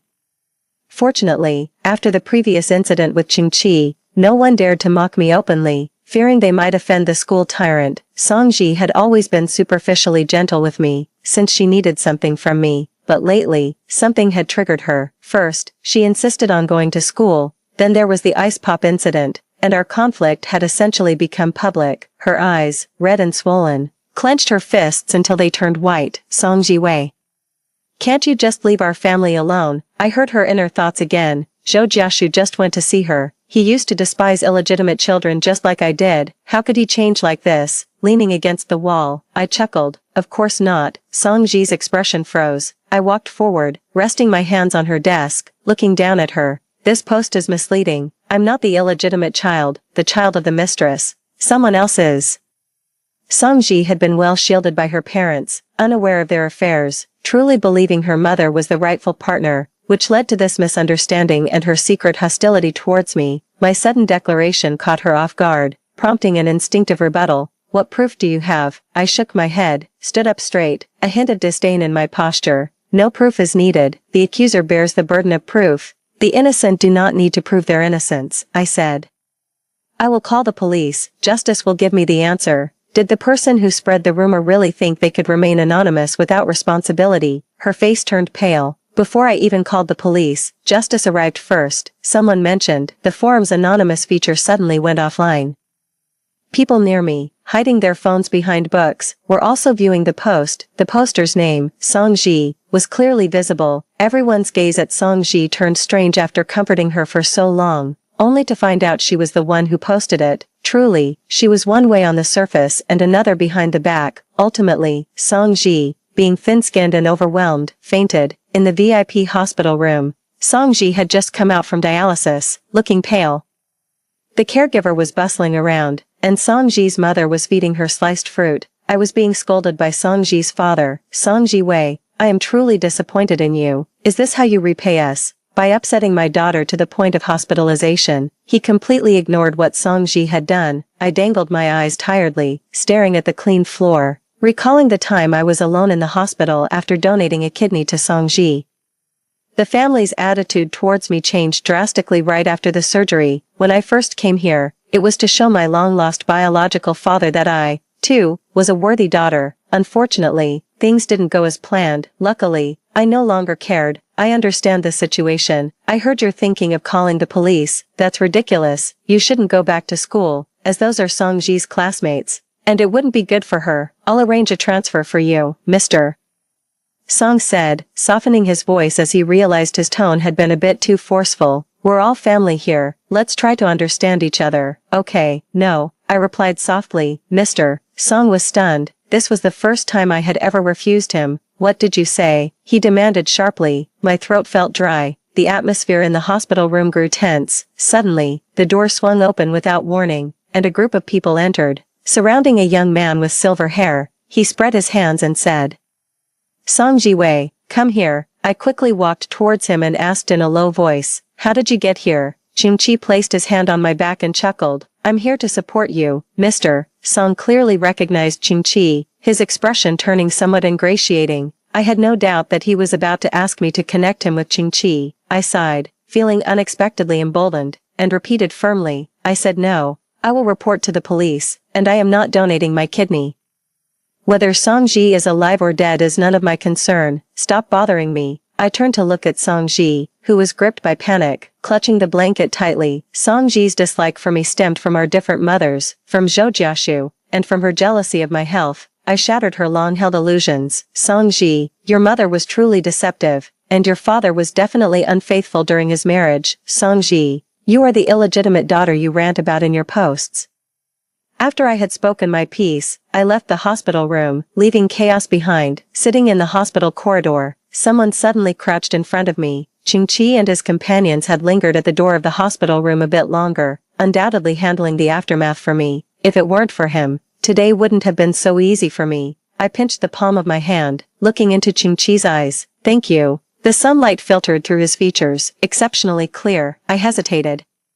Then asked, why are you so good to me? Ching-Chi propped his chin and smiled slightly. Are you speaking or cooing? My face flushed instantly. It wasn't coquetry, nor was it flattery. I was genuinely asking you, Ching-Chi. Ching-Chi furrowed his brows as if he was really contemplating. He said, does there need to be a reason? Some people just shine brightly, and when you see them, you want to give them the best. The first time I saw you, you were being chased around by the Zhou family's dog. It was quite a scene, and I was the one who whistled the dog away. I wanted to come over to see you, but then I saw Zhou Jiaxu. Seeing him annoys me, so I left. If I had known it was you, I definitely wouldn't have turned away. Had I known it was Song Jiwei, I would never have let anyone get there first. With that turn, Zhou Jiaxu was all that filled Song Jiwei's eyes, and she couldn't see anyone else.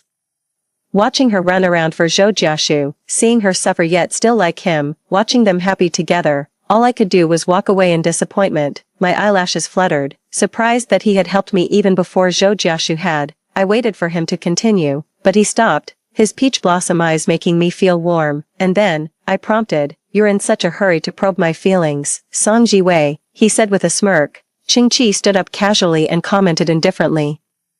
The Zhou family's dog has always been well behaved, never running around and always listening to its owner. Ching-Chi and I went to the police station together to file a case, and the forum post remained online. It was said that Song Ji had been trying to delete the post, but to no avail. Just like the day when the forum suddenly glitched and disabled the anonymity feature, the comments beneath had already turned against her. Ching-Chi and I looked through the content of the post together, and he was particularly displeased with the part about me playing two sides, scoffing, what kind of wreck is Zhou Jiaxu to be worth your stepping on? The case was resolved quickly, not only requiring Song Ji to make a public apology, but I also received a financial compensation. It was neither too much nor too little, just enough to free myself from the control of the Song family, covering my tuition and living expenses. Song Ji admitted that she was spreading rumors, which in a way was also an indirect admission that her own origins were questionable, and that she was the illegitimate daughter. After this incident, my illness worsened. When it rains it pours, and the Song family's business also began to decline suddenly, but it had nothing to do with me. I collected the compensation from the Song family, sipped on a yogurt drink, and typed on my phone, Jiwei, I knew it. Justice would give me an answer. Ching-Chi, what about me? After some thought, I typed out a response, Jiwei, Brother Ching will lead me to justice. There was no reply for a long time. I put down my phone to do my homework, and when I remembered to check it again, a new message had been there for a while. Ching-Chi had sent a voice message, the voice of a young man, hoarse and slowly flowing through the earpiece. Song Jiwei, what should I do? I feel like you're about to catch up to me. Under the camphor tree, a young man in a white shirt stood for a long time. The fragmented light fell softly on Zhou Jiaxu. As I walked under the tree, he called out my name. I turned around, puzzled. Zhou Jiaxu's expression was complex. It was hard to tell if he felt relieved or something else. I'm sorry, he pursed his lips. I never thought Zhou Jiaxu would say these words.